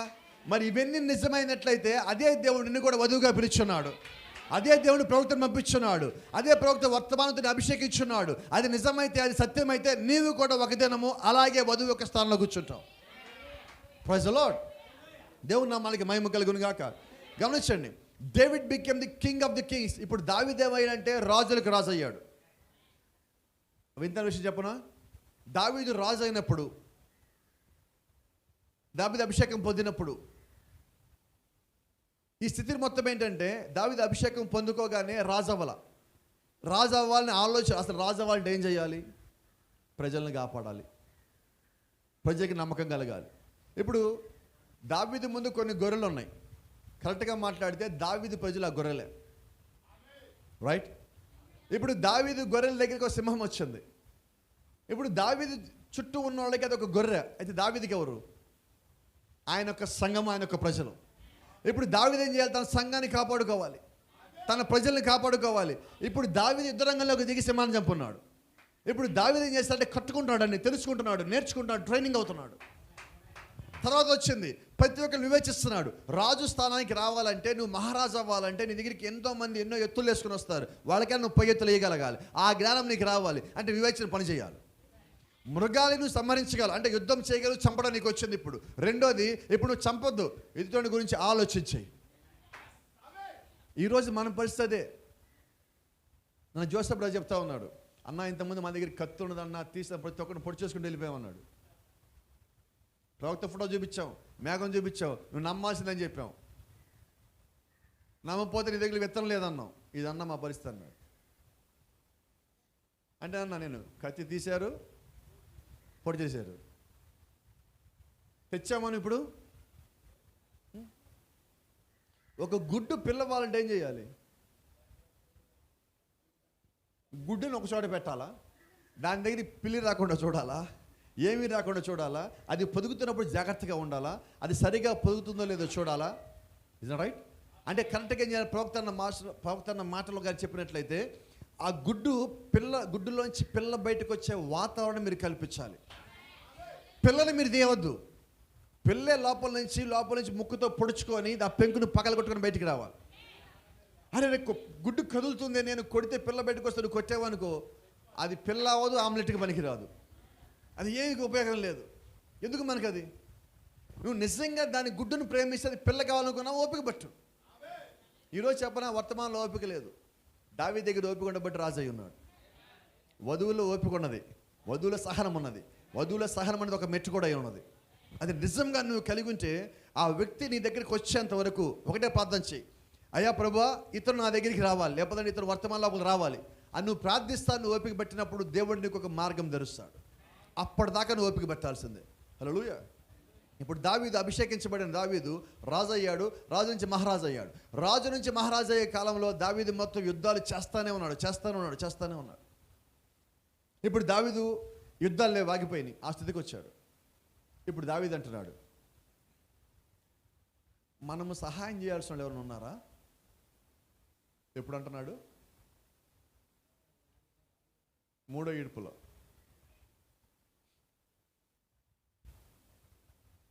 ఇప్పుడు దావీదు ఏ స్థితికి వచ్చాడు? దావీదు మొట్టమొదటిగా రాజు అయ్యే స్థితిలో ఇప్పుడు ఏమన్నాడు తెలుసా? నామాల దగ్గర మనుషులు పంపించాడు. అవి మేము పని చేసాము, మేము కష్టపడ్డాము, మా దశమ భాగాలు మాకు ఈయన అన్నాడు. Praise the lord. నాబాల్ ఏమన్నాడు? ఇప్పుడు దావీదు అంటున్నాడు, నేను ఎవరికన్నా సహాయం చేయాల్సి ఉన్నదా? ఇంతకుముందేమో పని చేసి డబ్బులు ఇవ్వమని అడిగాడు. ఆ స్థితి నుంచి దావీదు ఇప్పుడు ఏ స్థితికి వచ్చాడు? ఏమన్నా తెలుసు దావీదు? యెహోవా నాకు దయ చూపినట్లుగా నేను ఎవరికైనా దయ చూపాలా? That is the third pull. అది నిజమైన 3వ ఈడ్పు అండి. ఇప్పుడు 3వ ఈడ్పులో నీ చెయ్యి ఎలాగుండదు, నీ చెయ్యి ఎలాగుంటుంది. ఈ స్థితి నుంచి దేవుడు నీ స్థితికి మార్చాడు. That is the third pole. ఇప్పుడు దావీదు అంటే చూడండి, యోనాతాను కుమారుడు ఎక్కడున్నాడు? నా స్నేహితుడున్నాడు కదా యోనాతాను, అతని కుటుంబాన్ని నేను ఏమైనా చేయాలా? యోనాతాను నా స్నేహితుడు కదా, నా కోసం నన్ను కాపాడి యోనాతాను చనిపోయాడు కదా, నా స్నేహితుడు చనిపోయాడు, అతనికి ఏమైనా చేయాల్సి ఉన్నదా? అతని కుటుంబంలో ఎవరైనా మిగిలారా? ఎప్పుడు? మహారాజు అయ్యాక. Praise the Lord. మనకి ఒక మహారాజు ఉన్నాడు, ఆయన పేరు ప్రభువైన యేసుక్రీస్తు. ఆయన కూడా పరలోకంలో ఉన్నా కూడా మన కోసం, ఇదిగో నా కుమారుల కోసం ఏమైనా చేయాలా, నా కుమార్తెల కోసం ఏమైనా చేయాలా, నా వధువు కోసం ఏమైనా చేయాలా, చేయాలనుకున్నప్పుడు ఆయన 7 పని వాళ్ళని పంపించాడు. ఆయన ఒక వధువు సిద్ధపరచడానికి. Praise the lord. ఇప్పుడు చూడండి, he gave the food at his house. మెఫీబోషెతుని పిలిపించాడు. మెఫీబోషెతు పరిస్థితిని మనం చూస్తున్నాం. 2 కాళ్ళు లేని వ్యక్తి. ఆ 2 కాళ్ళు లేని వ్యక్తికి ఇప్పుడు దావీదు దగ్గర నుంచి పిలిపొచ్చి దావీదు ఆ స్థితిలో తీసుకొచ్చి కూర్చోబెట్టి దావీదు పక్కన భోజనం బలపెట్టాడు. హల్లెలూయా. మళ్ళీ ఇప్పుడు మెఫీబోషెతు కింద ఇంకో పనివాడిని పెట్టాడు, సిబాని. సీబా ఇంట్లో నీకు 20 మంది ఉంటారు. ఈ 20 మంది కలిసి పండించి సంపాదించి తీసుకొచ్చి ఈ మెఫీబోషెతుని పోషించాలి. అయితే మెఫీబోషెతు రాజు బల్ల దగ్గర కూర్చొని తింటాడు. Praise the lord. ఇప్పుడు కరెక్ట్గా మాట్లాడితే మెఫీబోషెతు చరిత్రను ఎవరు మార్చారు? దావీదేనా? మరి ఒక మనిషి ఇంకొక మనిషి చరిత్ర మార్చగలిగితే మరి మన దేవుడు మన చరిత్ర మార్చలేడా అంటున్నా? మన చరిత్ర మార్చే దేవుడు మన మధ్యలో లేడా అంటున్నా? అటువంటి దేవుడు మనం కలిగలేము అంటున్నా. ఇప్పుడు నువ్వు సాధారణమైన స్థితిలో భూమి మీదకి వచ్చున్నావు, అందరిలాగా లోకంలో తిరుగుతున్నావు, అందరు మనుషులు చేసే పనులు నువ్వు కూడా చేస్తున్నావు. అయితే దేవుడు నిన్ను ప్రత్యేకపరిచి నిన్ను వేరు చేసి అన్నిటి నుంచి దూరం చేసి నేను వధువు స్థానంలో కూర్చోబెట్టాడు. కరెక్ట్గా మాట్లాడితే దావీదు ఎలాగైతే ఈయన పక్కన కూర్చోబెట్టుకున్నాడో దేవుడు మనల్ని కూడా ఎలాగ పక్కన కూర్చోబెట్టుకున్నాడు. ఈరోజు ప్రవక్తకు మాట అంటారు, మీరు ఎక్కడ కూర్చున్నారో తెలుసా అన్నాడు ప్రవక్త. ఎక్కడ కూర్చున్నాం మనం? పరలోక స్థానంలో, పరలోకం యొక్క ఆ స్థితిలో మనం ఆయన పక్కన కూర్చొని ఉన్నాం. పరలోకంలో ఉన్నతమైన స్థలంలో మనం కూర్చున్నాం అన్నాడు. అంటే మనము ఈ భూమి మీద ఇక్కడ కూర్చున్నప్పటికీ మీరు కింద కూర్చోవచ్చు, నేల మీద కూర్చోవచ్చు, కుర్చీలో కూర్చోవచ్చు. అయితే ఇది కాదండి, మనము దేవుడిలో కూర్చున్నాం. Praise the lord. దేవుడు సమస్తాన్ని మార్చగల దేవుడై ఉన్నాడు. Let me tell you, David is a type of Jesus Christ. దావీదు యేసుక్రీస్తుకు సాదృశ్యమై ఉన్నాడు. దావీదు జీవితంలో మొట్టమొదటి ఈడుపు అభిషేకము, రెండో ఈడుపు రాజవటము, మూడో ఈడుపు మహారాజవటము. ప్రభువైన యేసుక్రీస్తు పరిచర్యలో కూడా 3 ఈడుపులు ఉన్నాయి. మొట్టమొదటి ఈడుపు ఏంటంటే ప్రభువైన యేసుక్రీస్తు స్వస్థతలు చేయటం. యేసుక్రీస్తు అందరిని ఆకర్షించడం కొరకు స్వస్థతలు చేస్తున్నాడు. వాళ్ళందరూ వచ్చారు. వచ్చిన తర్వాత ఇప్పుడు యేసుక్రీస్తు వివేచన గురించి, ప్రత్యక్ష గురించి మాట్లాడడం ప్రారంభించాడు. వాళ్ళే విమర్శ చేయడం ప్రారంభించారు. Praise the lord. ఇంతవరకు మీరు దీనిలోకి రావడానికైనా ముందు దేవుడు మంచివాడు, దేవుడి గురించి ప్రార్థన చేస్తారని మీరు అన్నప్పుడు అందరూ చాలా మంచిగా మెచ్చుకునేవాళ్ళు. ఇప్పుడు దీని లోపలికి వచ్చాక దేవుడు నన్ను పిలుస్తున్నాడు, నన్ను పరిచయం చేయమని నన్ను తిరుగుతూ ఉంటే వాళ్ళే మిమ్మల్ని తిడుతూ ఉంటారు. వాళ్ళే, బయట వాళ్ళు తిట్టరండి ఎవరు. ఇక్కడ ఉన్నప్పటికీ కూడా, ఎంత మన వర్తమాలు ఉన్నప్పటికీ కూడా కొన్నిసార్లు ఇంట్లో వస్తూ ఉంటాయి, అయ్యా నువ్వు విల్లుని పట్టించుకోవటం లేదు, వర్తమానం కరెక్టే, మంచిదే, చెయ్యి, కానీ ఇంటిని కూడా చూడాలి కదా, కొంచెం తగ్గించు ఆ పని, ఈ పని కొద్దిగా పెంచు. రాలేదా మాటలు? రాలేదా? ఒకసారి వచ్చిన వాళ్ళు చేయొద్దండి. దేవుడు మన మధ్యలో ఉన్నాడు. ఆ మాట రాని ఎత్తకపోతే లెక్కప్ప చెప్పాలి మళ్ళీ. రాలేదా? అదే సమస్య. అంటే ఇప్పుడు ఒత్తిడి ఎక్కడ ఉన్నది? ఇంట్లో ఉన్నదా? అంటే మీరు ఒత్తిడి రాగానే మీకు డిసైడ్ అవ్వండి, ఇది రెండో ఈడ్పు అనమాట. మన ఇంటి వాళ్ళు మన అంటున్నారా ఇది రెండో ఈడ్పు అనమాట, నో ప్రాబ్లం, అది మొదటి దాటేసాను నేను. రెండో ఈడ్పులో ఒత్తిడిలో ఉన్న బాధపడొద్దు, సంతోషపడు. ఎందుకంటే నువ్వు మొదటి దాటేసి ఉన్నావు. ఇక మిగిలింది మూడోదే. మూడు దానిలో ఖచ్చితంగా నువ్వు దేవుడు తీసుకెళ్తాడు. ఒకటి దాటేసిన దేవుడు రెండు ఆపడండి, ఖచ్చితంగా దేవుడు మూడులోకి తీసుకుని పోతాడు. Praise the lord. యేసుక్రీస్తు యొక్క పరిచర్య మొట్టమొదటిది స్వస్థత పరిచర్య. రెండో పరిచర్య ఏంటో తెలుసా? రెండో దశ లేకపోతే రెండో ఈడ్పు, సెకండ్ పుల్. రెండో ఈడ్పు ఏంటంటే ఆయనది ప్రొఫెసీ, ప్రవచనము, లేకపోతే ప్రత్యక్షత గురించి మాట్లాడటము, లేకపోతే డిజర్న్మెంట్. ఎదుటి వ్యక్తి ఏం మాట్లాడకుండా అక్కడ నుంచినప్పుడు ఆ వ్యక్తిలో ఉండి మొత్తం చెప్తా ఉన్నాడు ఆయన. Praise the lord. యేసుక్రీస్తు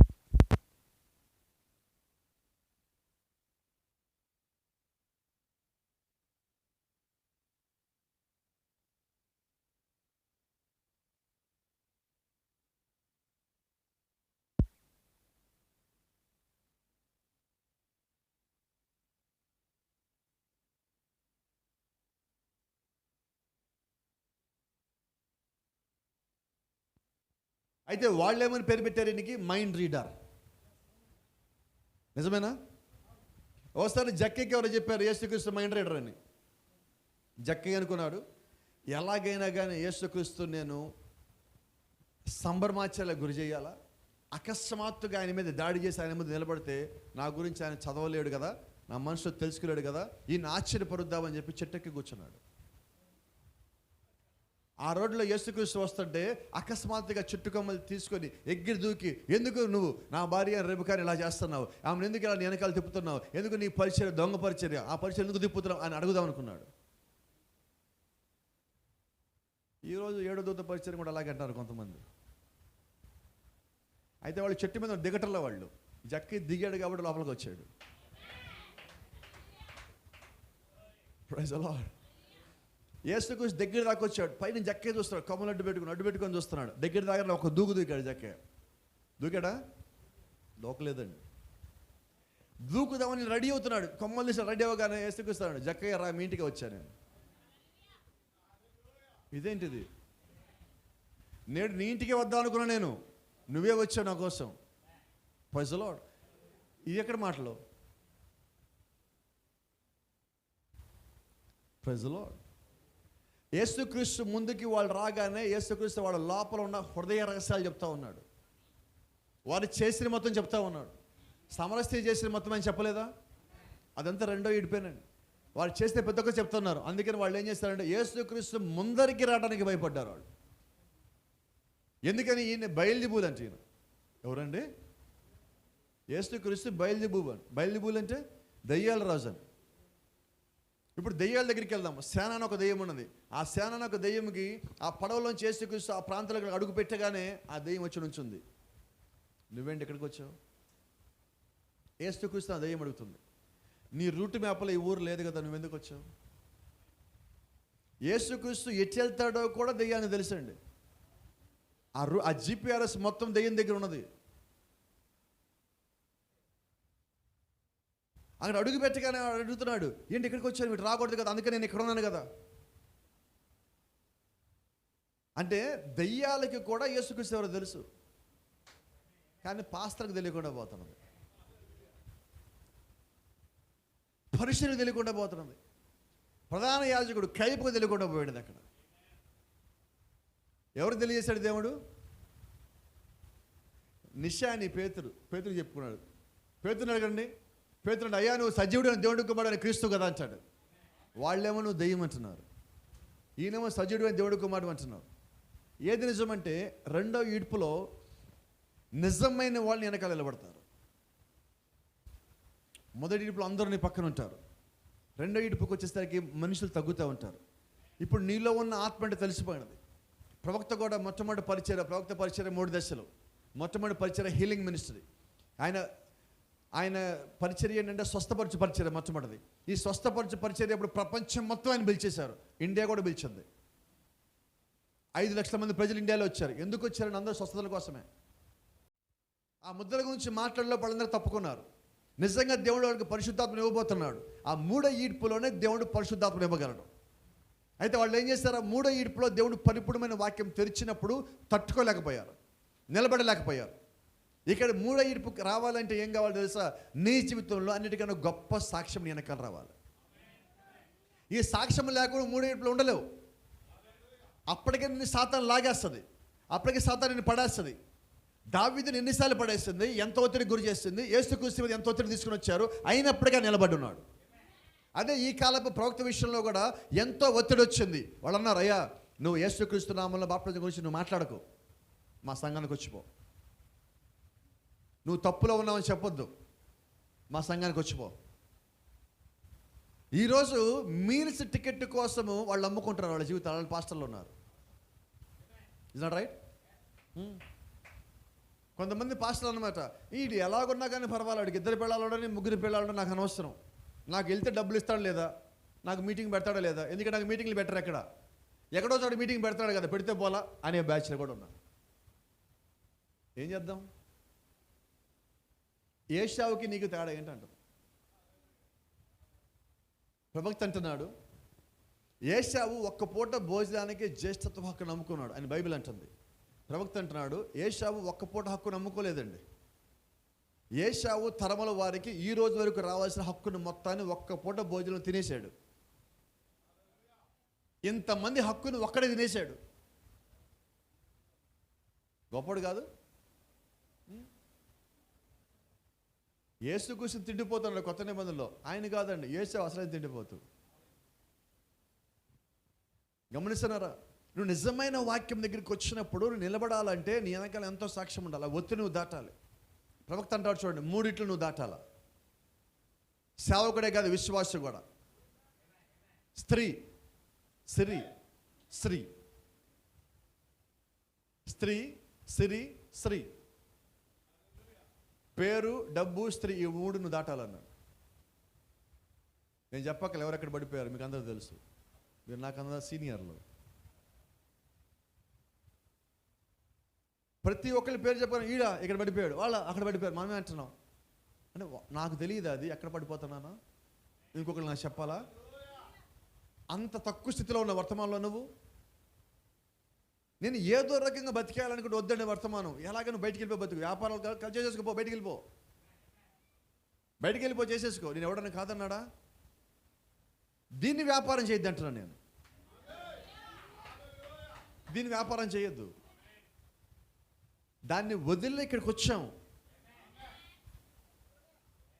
అందుకని ప్రవక్త ఒక మాట అంటాడు, బలిపీఠం మీదకి రావాలంటే నీకు ఒక సాక్ష్యం ఉండాలంటాడు. ఆ సాక్ష్యం వదిలి రావాలి. ఏం వదిలి వచ్చా చెప్పు. నేను ఇక్కడికి వచ్చి సంపాదించుకున్నానండి, నేను పాస్టర్ గారికి సంపాదించుకున్నానండి. ప్రభువా, నువ్వు పాస్టర్ గారికి సంపాదించుకోవడం కాదు, పాస్టర్ గారికి పోతుంది. నాకు 32 లక్షలు పోయింది పాస్టర్ గారు అయిన తర్వాత. ఏం చేద్దాం? 2 లక్షల జీతం వదిలిపెట్టింది 13 సంవత్సరాల క్రితం. 2 లక్షలే, దానికన్నా గొప్ప రక్షణ నాకు వచ్చింది. ఇక్కడ పోయింది లక్షలే, అవి 2 పోయింది, నాకు 3 లక్షల రక్షణ వచ్చింది ఇక్కడికి వచ్చిన తర్వాత. దానికన్నా ఒకటి ఎక్కువే వచ్చింది. నేనంటే నీకు ఒక సాక్ష్యం ఉంటే జీవితంలో నీ ఆ సాక్ష్యం ఏం చేస్తా అంటే నువ్వు మండుతున్నట్టుగా చేస్తూ ఉంటుంది. నువ్వు సాక్ష్యం లేకుండా ఇక్కడికి వచ్చావు అనుకో, నువ్వు అందరం చల్లారుతూ ఉంటావు. ప్రవక్త అంటూ ఉంటాడు, నువ్వు మంట కలిగి మోకాల మీదకి ప్రార్థనకి వెళ్ళగానే నీ పక్కన ఏమంటే లూసిఫర్ వచ్చి కూర్చొని కూర్చుంటాడు. నువ్వు ప్రార్థన చేస్తావు, ప్రభువా ప్రభువా ప్రభువా అంటాడు. వాడు అంటాడు, నువ్వు చేసింది చాలే, కాదు ఇంక లేగు, నువ్వు తప్పులు ఏమన్నా చూసావా? నువ్వు పిలిస్తే దేవుడు వస్తాడా? రాడు, లేగు అంటాడు. మనం ఏమంటాం? నిజమే కదా, అని వస్తే నేనే ప్రార్థన చేస్తున్నానేమో అని మనం లేస్తాం. నువ్వు ఎవరు మర్చిన్నావు? ఎవరు మర్చిన్నావు నువ్వు?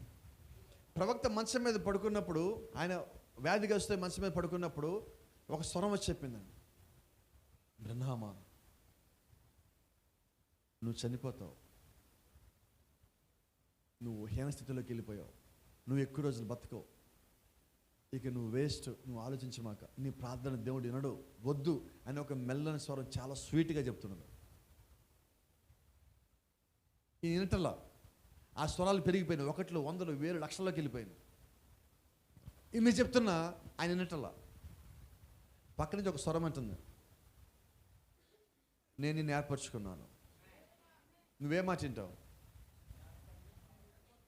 నువ్వు క్రమములో ఉంటే అక్రమంగా చెప్పే మాటలు వినవు, నువ్వు క్రమముగా ఉంటే నువ్వు అక్రమంలో పడవు.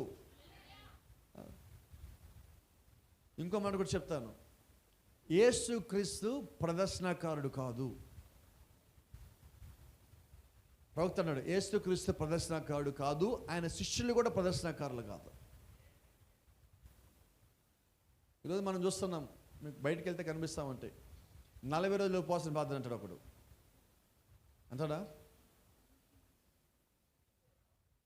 ఉపవాస ప్రార్థన బయటికి చెప్పొచ్చు, మరి వీళ్ళు బోర్డు పెడతారు ఏకంగా. నీ దగ్గర ఏమాత్రం ఇంత వివేచన నువ్వేం చేస్తావు తెలుసా? వాక్యాన్ని వాక్యంలాగా ప్రకటిస్తావు, వాక్యంలాగా నువ్వు జీవిస్తావు. వాక్యాన్ని నువ్వు పబ్లిసిటీ చేయాల్సిన పని లేదండి, వాక్యం పబ్లిసిటీ చేసుకుంటుంది. నువ్వు వాక్యం అడ్డు పెట్టుకొని నువ్వు పబ్లిసిటీ అవ్వాలనుకున్న సమస్య అక్కడ వస్తుంది. అది దయ్యం చేసే పని. ఉపవాసం చేసినప్పుడు మొట్టమొదటి దగ్గరికి ఎవరు వస్తారు? ఎవరండి? సాతానేనా? నువ్వు ఉపవాసం చేస్తావు బోర్డు పెట్టాక ఫస్ట్ వచ్చే సంఘంలోకి ఎవరు? ఎవరిని ఇన్వైట్ చేసింది నువ్వు?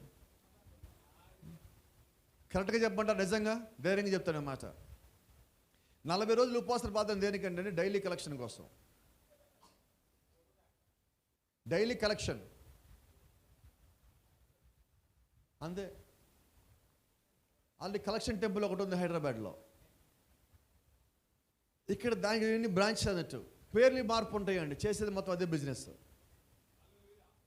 Same business. నువ్వు సంఘానికి వచ్చినప్పుడు నిన్ను పిండాల్సిన పని లేదండి. నీ హృదయం ప్రేరేపించబడి నువ్వు వెయ్యాల. రైట్? నాతో ఫోటో దిగితే 10,000, నాతో భోజనం చేస్తే 25,000, నాతో సీడీ ఇస్తే 5,000, ఏంటండి బిజినెస్?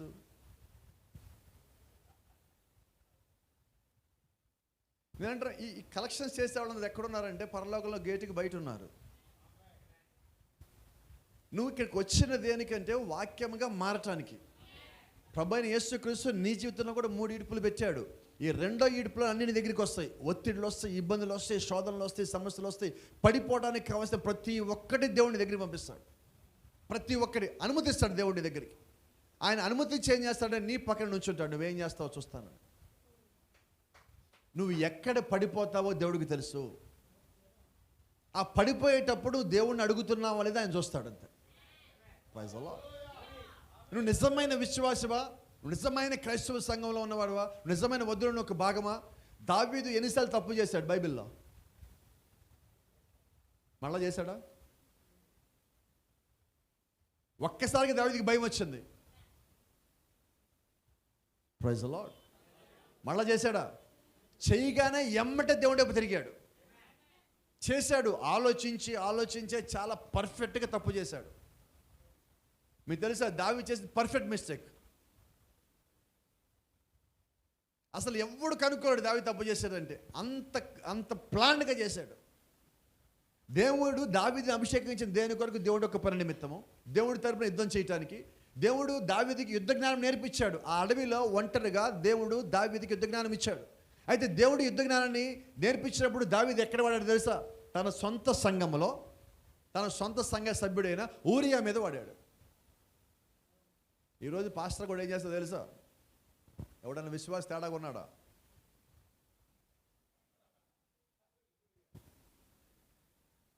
ఏంటిది? కత్తిని ఎవరి కోసం? వీడు అయిపోయాడు ఈరోజు. రేపు ఆదివారం రండి సంగతి ఏంటి అయిపోద్ది. నేనంటాను ఒక వ్యక్తి కోసం, నేను క్షమించాను ప్రవక్త అన్నమాట, ఒక వ్యక్తి కొరకు నువ్వు ప్రసంగం సిద్ధం చేసావా?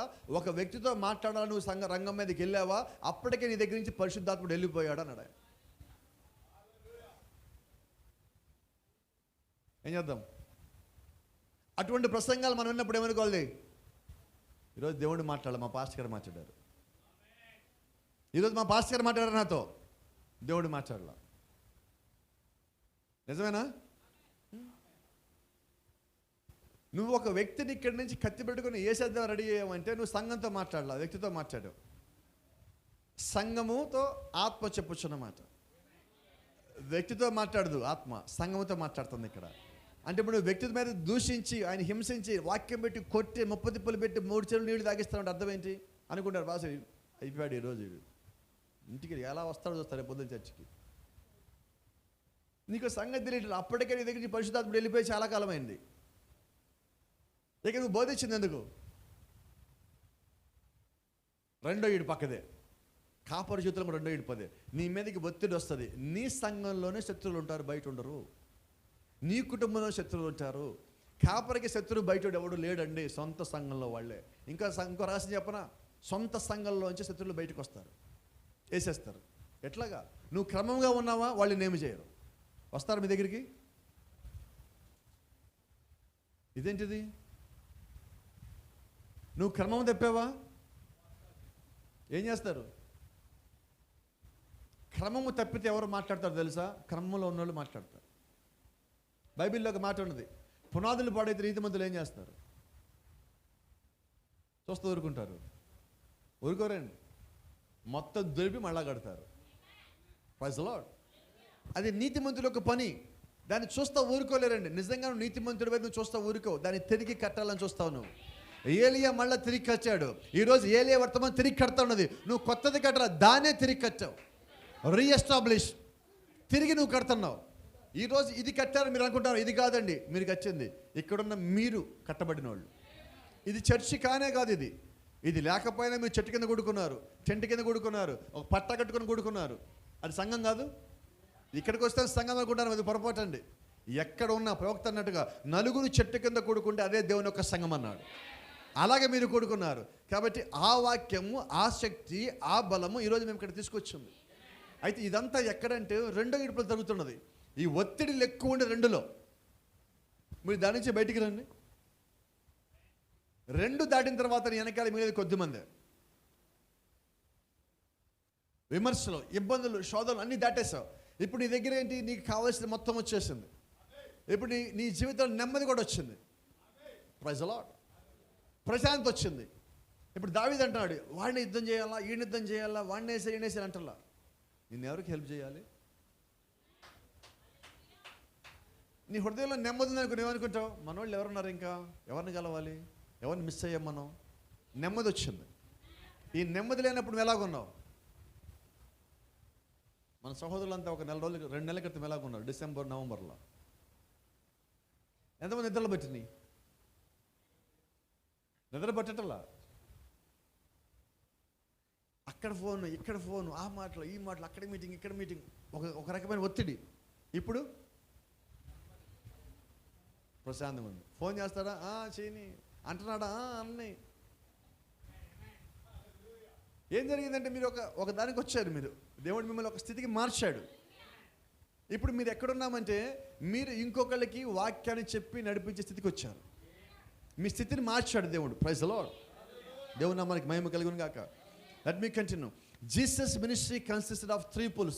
యేసుక్రీస్తు పరిచర్యలో 3 భాగములు ఉన్నాయి. First pool was healing the sick.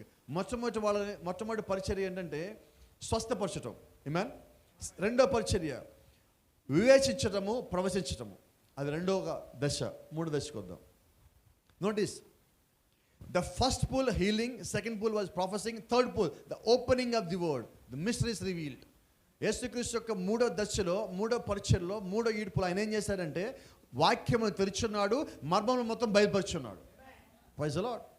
అంటే ఇప్పుడు నువ్వు మర్మాలు తెలుసుకునే దశలో ఉన్నావంటే నువ్వు ఏ దశలో ఉన్నట్టు? 3వ ఈడుపు.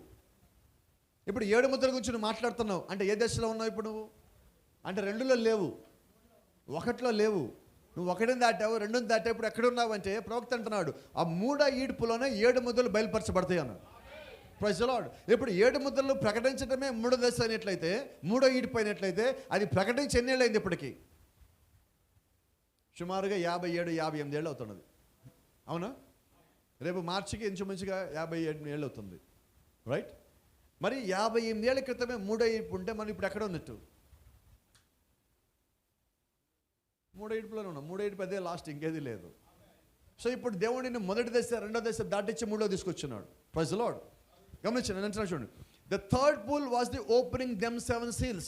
3వ ఈడ్పులో ఏం జరగాలంటే 7 ముద్రలు తెరవబడాలి. To reveal the hidden truths that's been sealed in the word. వాక్యంలో దాచబడ్డ ప్రతి ఒక్క మర్మము సంబంధించి సత్యము బయలుపరచబడాలి. అది ఎప్పుడు? 7 ముద్రలో. 7 ముద్రలు ఎప్పుడు తెరబడాలి? 3వ ఈడ్పులో. 3వ ఈడ్పు ఎప్పుడు తెరబడాలంటే ప్రవక్త తన యొక్క పరిచర్యలో 3వ ఈడ్పుకి రావాలి. వింటున్నారా? ప్రవక్త యొక్క దశలో, ఆయన యొక్క పరిచర్యలో 3వ దశకి రావాలి. యేసుక్రీస్తు తన 3వ ఈడ్పు దశలో ఆయన వాక్యమును పరిపూర్ణంగా తెరుచున్నాడు. ఈరోజు మనకు ఆ వాక్యం ఎప్పుడు అర్థమవుతుందంటే ఆ 7 ముద్రల గురించి కానీ, ఆ ఉరుముల గురించి కానీ, మర్మము గురించి కానీ, ప్రకటన గ్రంథం గురించి కానీ నువ్వు కూడా ఆ దశలోకి వచ్చినప్పుడు, నువ్వు ఆ దశలోకి రావాల్సి ఉన్నది. అది వచ్చినప్పుడు నీకు పరిపూర్ణంగా అర్థమవుతుంది. Praise the lord. వచ్చిన మాట చెప్తా. ఏమి తెలుసు అనుకుంటా మీకు? బయట వాళ్ళు చెప్పగలరా ఎవరు? ఎవరమ్మా? హాతి రైట్. అది రైట్. తెలుసా మీ ఎవరో? చెప్పండి, ఎవరమ్మా? ఎవరు?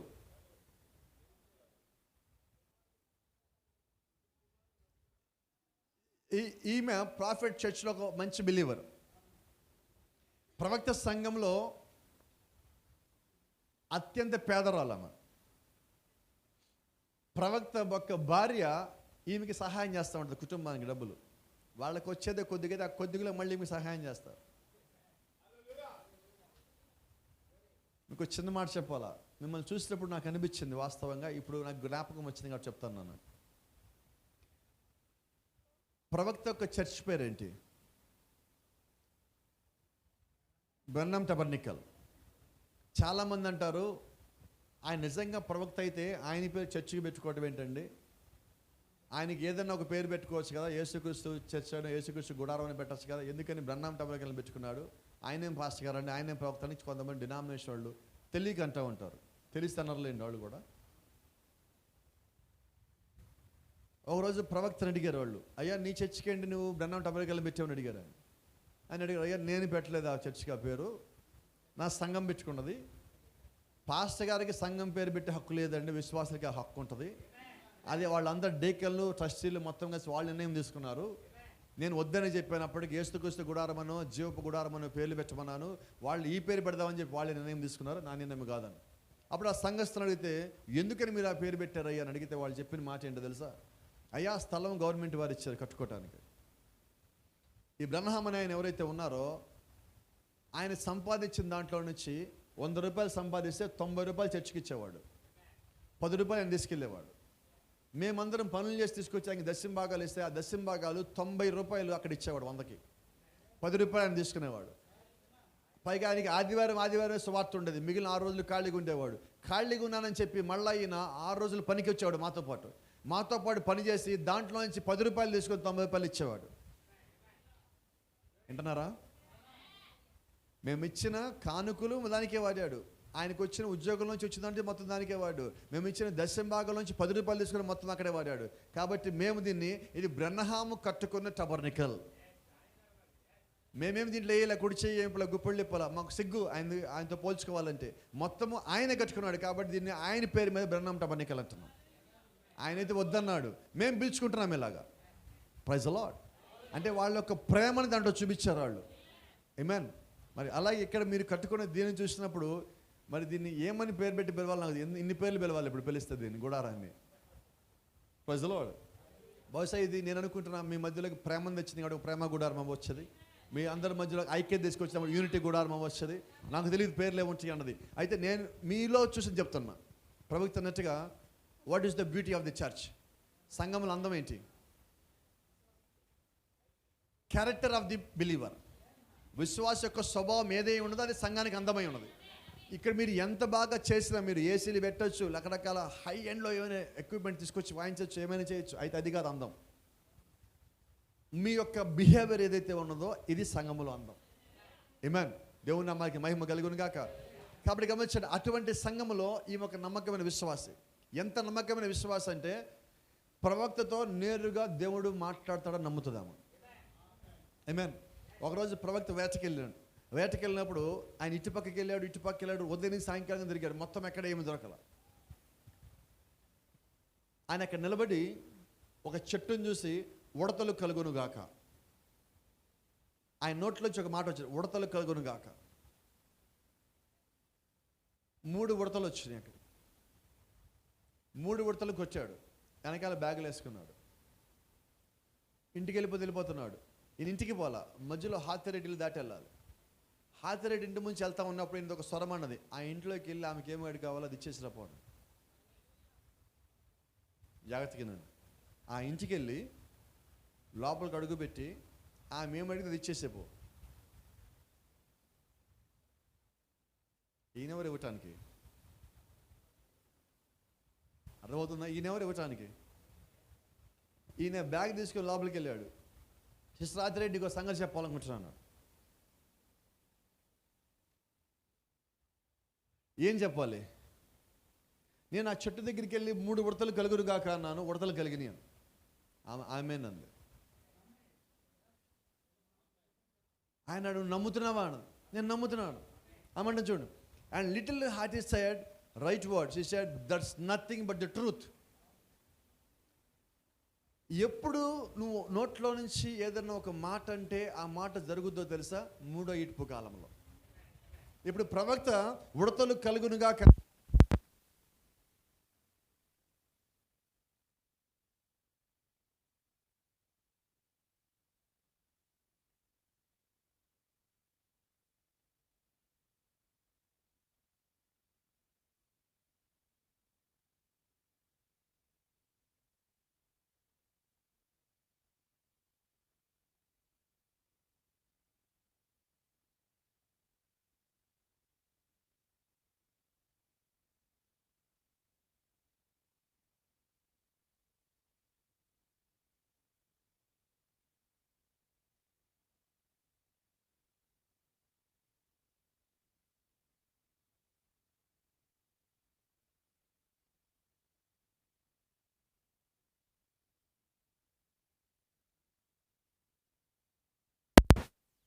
said, give her what she asked for. ఆమె ఏదైతే అడిగిందో అది ఇచ్చేసే అని చెప్పి పరిశుద్ధాత్ముడు ఆమెకు చెప్తున్నాడు. ఆమేన్. హల్లెలూయా. No problem. Praise the Lord. మనం ముందే అనుకున్నాం ఎలా ఉంటుందని. సో దాని గురించి పెద్దగా ఆలోచించాల్సిన పని ఏమీ లేదు. ఏమంటారా? ఆ ఇంటి నుంచి వెళ్తున్నప్పుడు లోపల నుంచి ఒక స్వరం అంటున్నాం. లోపలికి వెళ్ళి ఆమె ఏమైంది ఇచ్చేసినప్పుడు ఈయన ఇంట్లోకి అడుగు పెట్టాడు. ఇప్పుడు ఈయనంతటా ఈయన ఇంట్లోకి పోలేదండి. పరిశుద్ధాత్మ నడిపించడం ద్వారా ఈ లోపలికి వెళ్ళి ఉన్నాడు. ఇప్పుడు ఆయన బ్యాగ్ లోపల పెట్టాడు. పెట్టన్నాడు, ఇదిగో హత్య రేట్ 3 ముడతలు చంపారు, చూపించరా అన్నాడు. ఆమెను చూపించక్కర్లేదు, నేను నమ్ముతున్నా.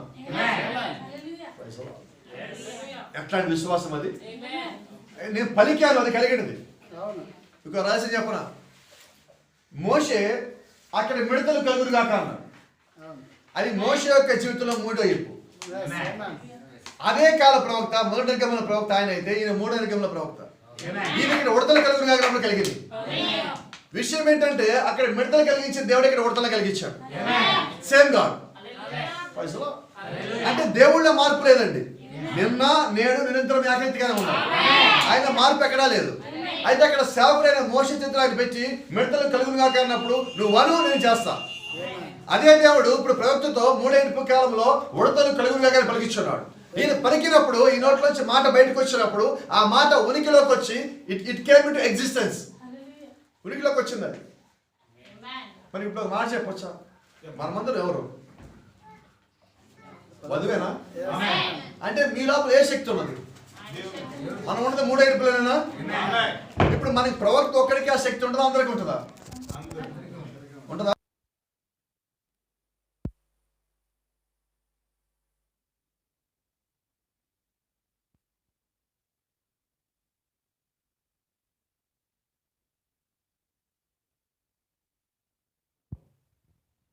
ఈరోజు చాలామంది మా మీద అగ్నిస్తంభం వచ్చింది, దుప్పటి వచ్చింది, రెయిన్బో వచ్చింది, ఫోటోలు వేసుకుంటారు. ఏంటండి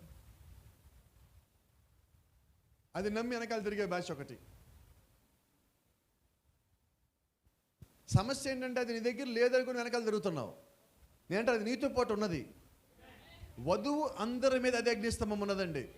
అది ఒక్కరి మీదే కాదు. ప్రవక్త ఎవరంటే ఆ పంటలో మొదటి పన ఆయన అయితే మిగతా పనులన్నీ మనమై ఉన్నాము. అది ఏం పండేది ఇదే పండాల. ఆయన ఏ వర్తమానం చెప్పాడో ఆ వర్తమానం మేము కలిగి ఉండాలి. ప్రవక్త వేరు, ఇక్కడ వర్తమానం వేరు కాదండి. ఇద్దరు ఒకటై ఉన్నారు. Praise the lord. దేవుని నామానికి మహిమ కలుగును గాక. కాబట్టి నువ్వు నిజంగా 3వ ఈడుపులో ఉన్నప్పుడు నువ్వేమి కలిగి ఉంటావు అంటే నీ నోట్లోంచి ఒక మాట వస్తే ఆ మాట కలుగుతుంది. అయితే దానికన్నా ముందు నీకు హృదయ శుద్ధి ఉండాలి. దేవుడికి నువ్వు లోబడి ఉండాలి. నువ్వు పరిపూర్ణంగా వాక్యముగా మారడానికి సిద్ధపడి నువ్వు ఉండాలి. అలాగ నువ్వు ఉన్నప్పుడు దేవుడు ఖచ్చితంగా ఆ కార్యం చేయగల సమర్థుడై ఉన్నాడు. Praise the Lord. ఆమేన్. కాబట్టి ఇక్కడ చూడండి, దేవుని యొక్క ప్రవక్త గృహంలోకి అడుగుపెట్టినప్పుడు అక్కడ ఆయన చెప్తున్నాడు, ఇదిగో ఆమె ఏమైంది ఆమెకి ఇచ్చేసేయి. లోపలికి అడుగుపెట్టాడు. అమ్మ నిజంగా ఉడతలు కలిగినాయి, నేను నమ్ముతున్నాను అయ్యా. ఇంకో మాట చెప్తా చూడు. And I said, sister Hathi, as a witness before God.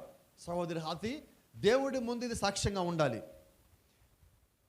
If there is any doubt in your mind,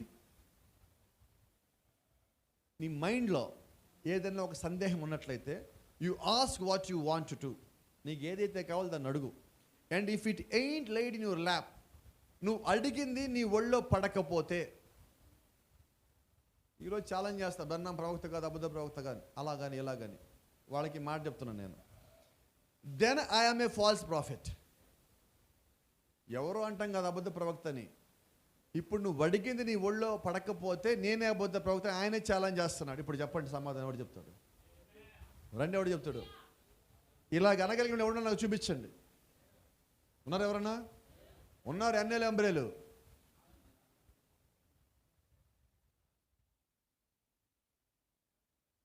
వాళ్ళు తెస్తారు. మేము ఎద్దిచ్చాం ఇద్దిచ్చాం, కర్రల కింద లేని మీ కర్రల కింద మా కర్ర కింద వేద్దాం. ఏం జరుగుతున్నది?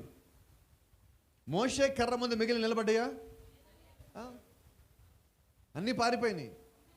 మరి ఈ కాలం నిజమైన వర్తమానం వచ్చినప్పుడు దాని ముందు అన్నీ పారిపోతున్నాయి. అయితే వాళ్ళు ఏం చేస్తారో తెలుసా? మేకపోతు గాంభీర్యం ఉంటుంది వాళ్ళ దగ్గర.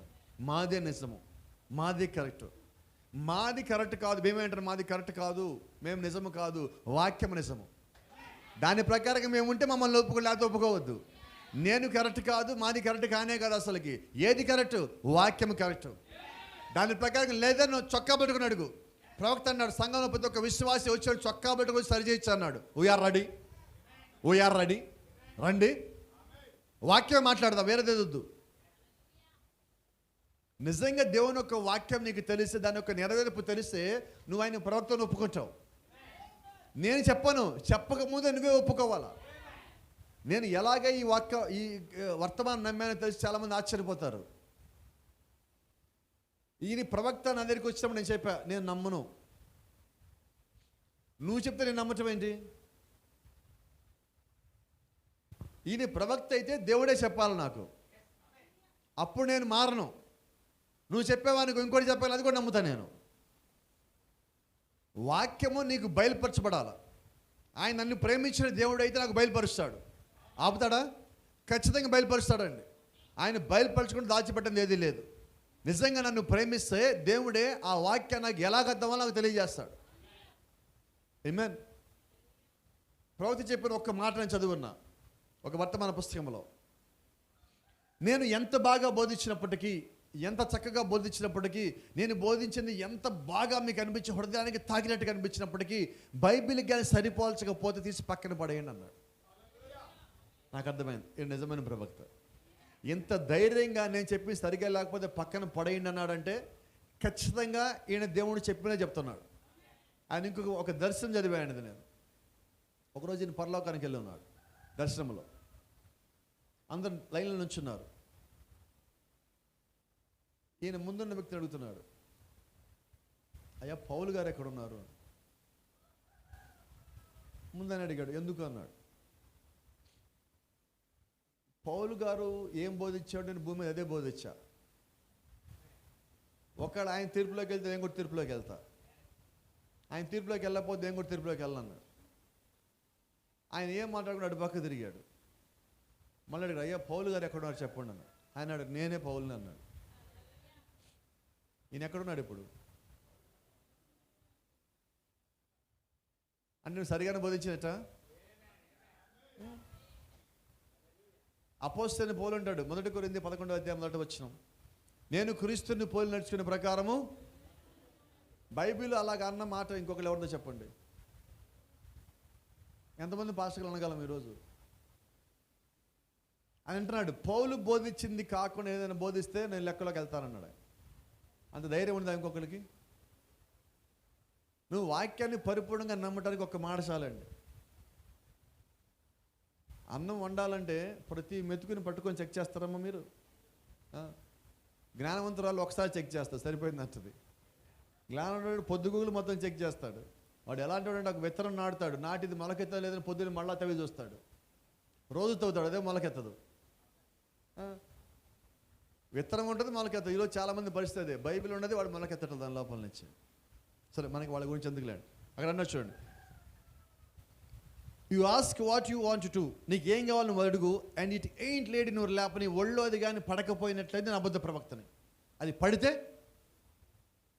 మీరు చెప్పండి, నిజమైన ప్రవక్త. అస్తామంట ఇవేమీ చెప్పకముందే నువ్వు ప్రవక్తను ఒప్పుకుంటానంటుంది. కాదు, దేవుడు నాకు చెప్పాడు, నీకు ఏం కావాలి అడుగు నువ్వు. ఇది 3వ ఈడుపు. ఇప్పుడు వాస్తవం చెప్పనా, ఇది 3వ ఈడుపులో ఉన్నామని దేవుడు యొక్క ప్రవక్త కూడా కన్ఫర్మేషను. మీకు అర్థం కావట్లా? ఇప్పుడు ఆయన దేవుడి యొక్క ప్రవక్తకి దేవుని యొక్క స్వరం ఉంది, లోపలికి వెళ్ళి ఆమె ఏమడితే అది ఇచ్చేసాయి. అది ఇచ్చేసిందంటే ఈయన 3వ ఈడుపులో ఉన్నట్టు.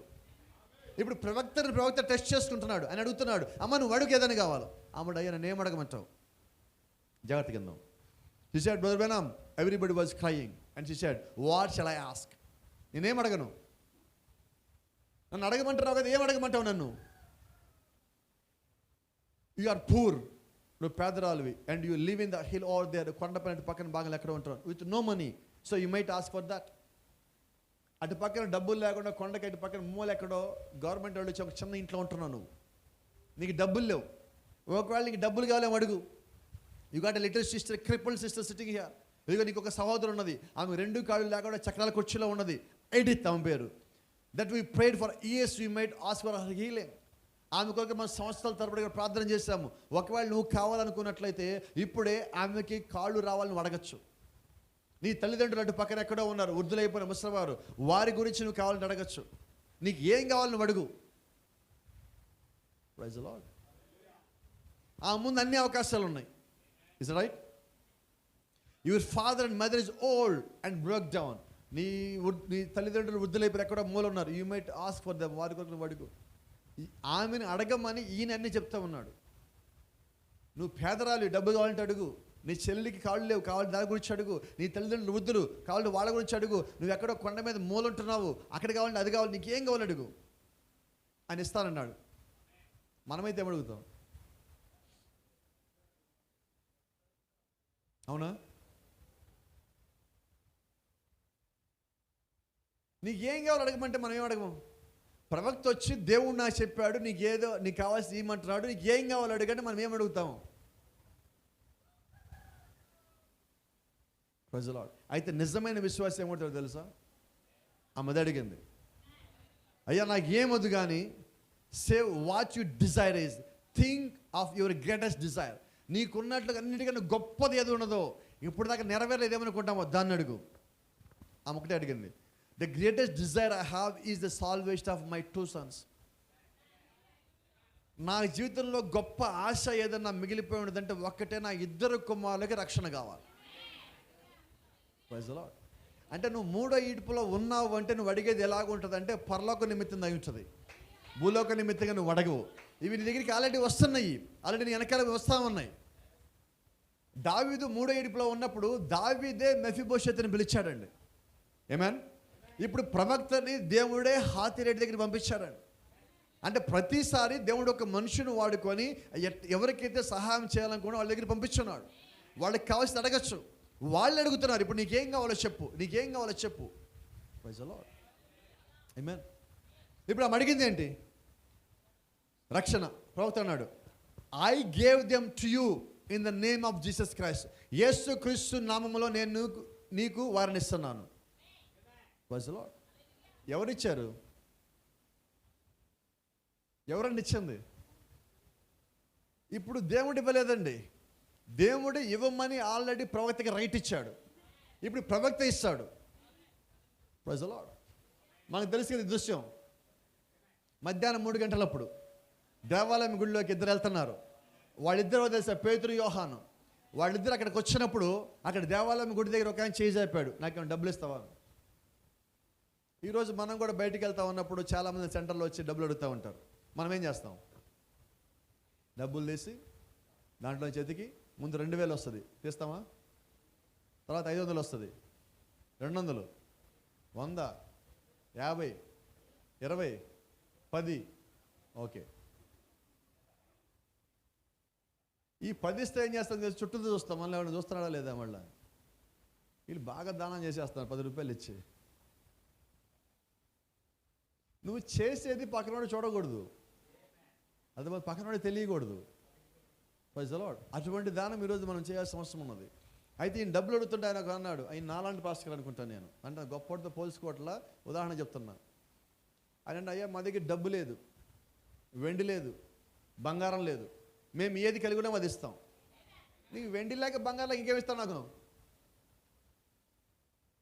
ప్రవక్త దగ్గర ఇప్పుడు వెండి ఉందా, బంగారం ఉన్నదా? హాతిరెడ్డికి ఏమి ఇచ్చాడు? యేసుక్రీస్తు దగ్గర వెండి ఉందా, బంగారం ఉందా? మరి ఈ కాలపు వర్తమానం కూడా మనకు అదే ఇస్తున్నదండి. ఆయన ఒకే మాట, ఇదిగో నా దగ్గర వెండి లేదు, నా దగ్గర బంగారం లేదు, అయితే మేము ఏది కలిగి ఉన్నది మీకు ఇస్తాము. What I have will give it you. మేము ఏమి కలిగి ఉన్నామంటే క్రీస్తుని కలిగి ఉన్నాము. మేమేమి కలిగి ఉన్నామంటే వాక్యముని కలిగి ఉన్నాము. మేమేమి కలిగి ఉన్నామంటే ఈ కాల వర్తమానం కలిగి ఉన్నాము. ఇప్పుడు వీళ్ళు చూడండి, ఏమాత్రం డబ్బు లేదు వీళ్ళ దగ్గర, అయినా వీళ్ళు ఇచ్చే స్థితిలో ఉన్నారు. Praise the lord. అంటే నువ్వు 3వ ఈడ్పుకి వచ్చినప్పుడు ఆత్మీయంగా నువ్వు ఇతరులకి ఇచ్చే స్థితిలో ఉంటావు. ఇక్కడున్న మీరు ప్రతి ఒక్కరూ వాక్యం చెప్పగల సమర్థులు. Is not right? నిజమే, వాక్యం చెప్పగల స్థితిలో ఉన్నాడు. అంటే దేవుడు మీకు ఏమి ఇచ్చాడు? ఇప్పుడు పాస్టర్ గారు మాకు 5 అంతస్తుల బిల్డింగ్ లేదు, నో ప్రాబ్లం. అయితే మీకు దేవుడు పరలోకానికి వెళ్ళే దారి చూపించాడు. చూపించిన దేవుడు ఏమన్నాడంటే మీరు నడిపించండి అంటున్నాడు.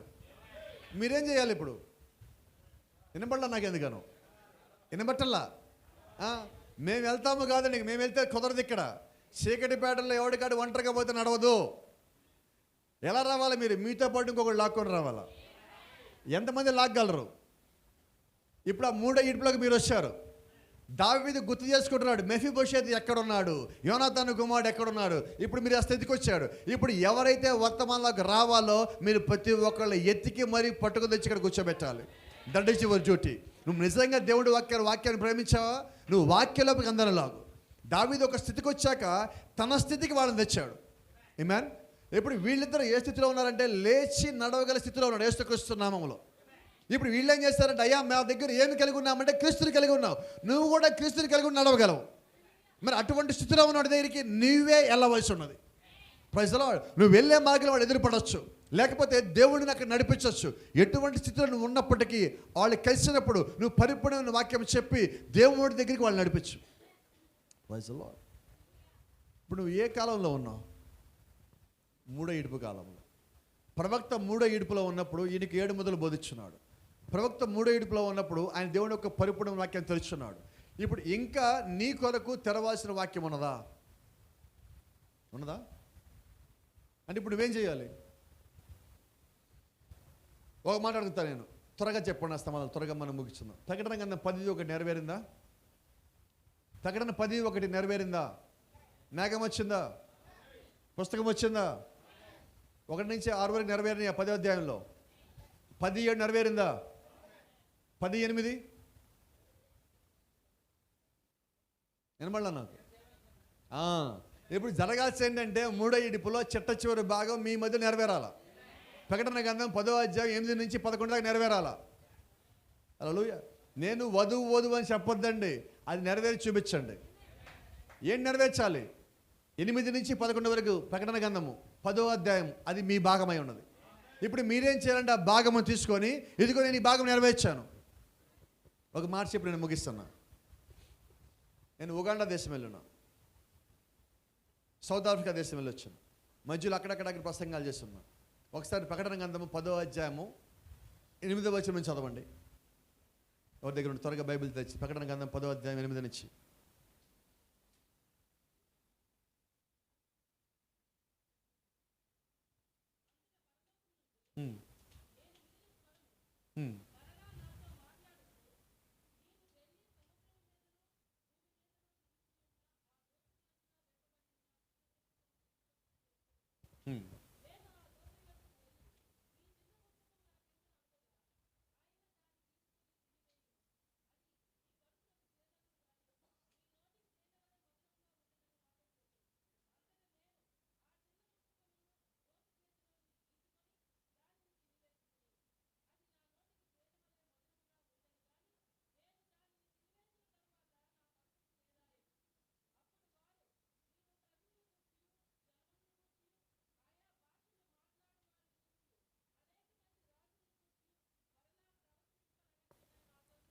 Praise the lord. ఇప్పుడు ఏం జరగాలైతే? పుస్తకం తిన్నామా? ప్రవక్త చెప్పిన మాట ఒక మాట చెప్తున్నాం మీకు. ఇప్పుడు ముద్రలు ఎక్కడున్నాయి? ముద్రలు ఎక్కడున్నాయి? వధువులో ఉన్నాయి. యోహాన్ దాన్ని తిన్నాడు. యోహాన్ అంటే వధువు. ఇప్పుడు వధువులో ముద్రలు ఉన్నాయి. ఉరుములు ఎక్కడున్నాయి? వధువులో ఉన్నాయి. ప్రకటన గ్రంథం 10వ అధ్యాయం 7వ అధ్యాయం నెరవేర్పు ఎక్కడంటే ఇప్పుడు వధువులోనే ఉన్నది. నెరవేరిపోయింది అది. ఇప్పుడు జరుగుతూ ఉన్నది. ఏం జరుగుతున్నదంటే ఇప్పుడు నీ లోపల ఉరుములు ఉన్నాయి, నీ లోపల ముద్రలు ఉన్నాయి, నీ లోపల దానియేలు 70 వారాలు ఉన్నాయి, నీ లోపల 7 యొక్క సంఘకాలంలో ఉన్నాయి. ప్రవక్త అన్నట్లుగా you are the final age of this final voice. ఈ చిట్ట చివరి కాలానికి నీవే చిట్ట చివరి స్వరమై ఉన్నావు. ఇప్పుడు నువ్వు ఫైనల్ వాయిస్. ఇప్పుడు ప్రవక్త కాదని ఫైనల్ వాయిస్. ఆయన ఫైనల్ వాయిస్ ఇచ్చేసి వెళ్ళిపోయాడు. ఇప్పుడు మన సెకండ్ హ్యాండ్ మెసేజ్ మన దగ్గర ఉన్నది. ఇప్పుడు ఆ మెసేజ్ తీసుకొని నువ్వు బయటికి వెళ్ళాలి. ఇప్పుడు పరిచర్య ఎవరిది? ప్రవక్తల పరిచర్య? ఎవరి పరిచర్య? వధువు అంటే ఎవరండి? నా పరిచర్యనా? ఇప్పుడు నేనేం చేస్తానంటే దీనిలో నుంచి ఆయా భాషలు మాట్లాడు వారికి వచ్చు అంటే వేరే వేరే భాషల్లో ఉన్న వాడికి వాక్యం చెప్పటం. నేను వెళ్ళి వేరే దేశాలకి 2 దేశాలు చెప్పొచ్చా? నా పని నేను చేశానా? దాంట్లో ఎంతో కొంత బాగా నేను నెరవేర్చుకున్నానా? నా పని నేను పూర్తి చేశా. నాది కాని ప్రాంతానికి అనేక ప్రాంతాలకు వచ్చి నేను కూడా చెప్పడానికి దేవుడు నాకు సహాయం చేశాడు. నా పని నేను చేసేసా. ప్రశ్న ఒకటి అడుగుతున్నా, ముగిస్తున్నా. మీరు చేశారా? మీరు చేశారా? చెయ్యండి. మీరు దాంట్లో ఉన్నారా? ఉంటే చేయాల్సిందే. మీరు అక్కడ ఉంటే మీరు చేయాల్సిందే. అయితే అదేంటో తెలుసా? ఆ పరిచయం ఎప్పటిదాకా తెలుసా? ఆ పక్క లైన్లో ఇక్కడ చిక్కడిపేట కన్నా ముందు రాజీపేట ఉన్నది, అవునా? ఆ రాజీపేట దగ్గర ఎత్తబాటు జరుగుతున్నా కూడా ఇక్కడ మీరు ప్రకటించాల్సిందే. ఇక్కడ మీరు వాక్యం చెప్పాల్సిందే. ఇక్కడ మీరు ఆపడానికి వీల్లేదు. ఎవరో ఒకరిని తేవాల్సిందే. ఇంకా ఒకరిని వాక్యం చెప్పాల్సిందే. ఇంకొక వర్తమాన పుస్తకం ఇవ్వాల్సిందే. ఎవడో ఒకరికి బాప్టిజం తీసుకెళ్లాల్సిందే. మీరు పని ఆపడానికి వీల్లేదు. Praise the lord. రాజీపేట పక్కనే ఉన్న రాజీపేట మాకండి. రాజీ పడే ప్రసక్తే లేదు. నువ్వు దేవుని యొక్క వాక్యం కాంప్రమైజ్ కానే కావద్దు. దేవుని యొక్క వాక్యం యొక్క నెరవేర్పు యొక్క జీవితంలో జరగాల. ఇప్పుడు చూడండి, ప్రపంచంలో ఏ 6 సంఘకాలలో నివసించిన ఏ ఒక్కడికి కూడా ఈ వాక్యం నెరవేర్చే భాగ్యం లేదు. మీకు తెలుసా? అది మీకు ఇచ్చాడు దేవుడు. ఒక లేఖనము నా జీవితంలో నేను నెరవేర్చగలుగుతున్నానా? ఇక అంతగా నీకేమైనా కావాలా? పైగా అది ఏంటో తెలుసా? ఈ వాక్యం నెరవేరి పైపోయిందంటే ఎత్తబాటు అవుతుంది. అంటే ఇప్పుడు ఎత్తబాటు ఎవరి వల్ల ఆగింది? చిట్ట చివరి గొర్రె లోపలికి వస్తే ఎత్తబాటు అవుతుందండి, రైట్? ఇప్పుడు చిట్ట చివరి గొర్రెని ఎవరు తేవాలి? కాపరా, సువార్తికుడా, ఉపదేశకుడా, అపోస్తలుడా, ప్రవక్త? ఈ వాక్యం నీకు అర్థమైతే అర్థమవుతుంది. అది తేవాల్సింది నేనే. సో ఇప్పుడు ఎవరిది పరిచర్య? ఎత్తబాటు ఇప్పుడు ఎవరి చేతిలో ఉన్నది? అసలు ఈ సంగతి తెలుసా మీకు ఎంతకాలం? అంటే ఇప్పుడు ఎత్తబాటు ఎవరి మూలంగా ఆలస్యం అవుతుందంటే మనం సరిగ్గా పరిచర్య చేయకండి. గుంపుల్లో పడి, గొడవల్లో పడి, కొట్లాట్లో పడి ఈరోజు మనం ఏం చేస్తామంటే ఆ పరిచర్య మానేస్తున్నాం. చెయ్యాల్సినేమో ఇది. ఇంత గొప్ప ధన్యత దేవుడు నీకు ఇస్తే ఇది వదిలిపెట్టి మనం బయట వేరే దానికోసం తిరుగుతున్నామంటే. మన రాములు చెప్తాడు, ఇంట్లోకి వెళ్తే పాస్టర్లు మీటింగ్ పెడితే వీళ్ళు ఎంత గొప్ప వాక్యం మాట్లాడుకుంటారు, ఆయన కూడా విన్నారంట. నీకెంత వస్తుంది ఆదివారం? మీ చర్చిలో ఎంత?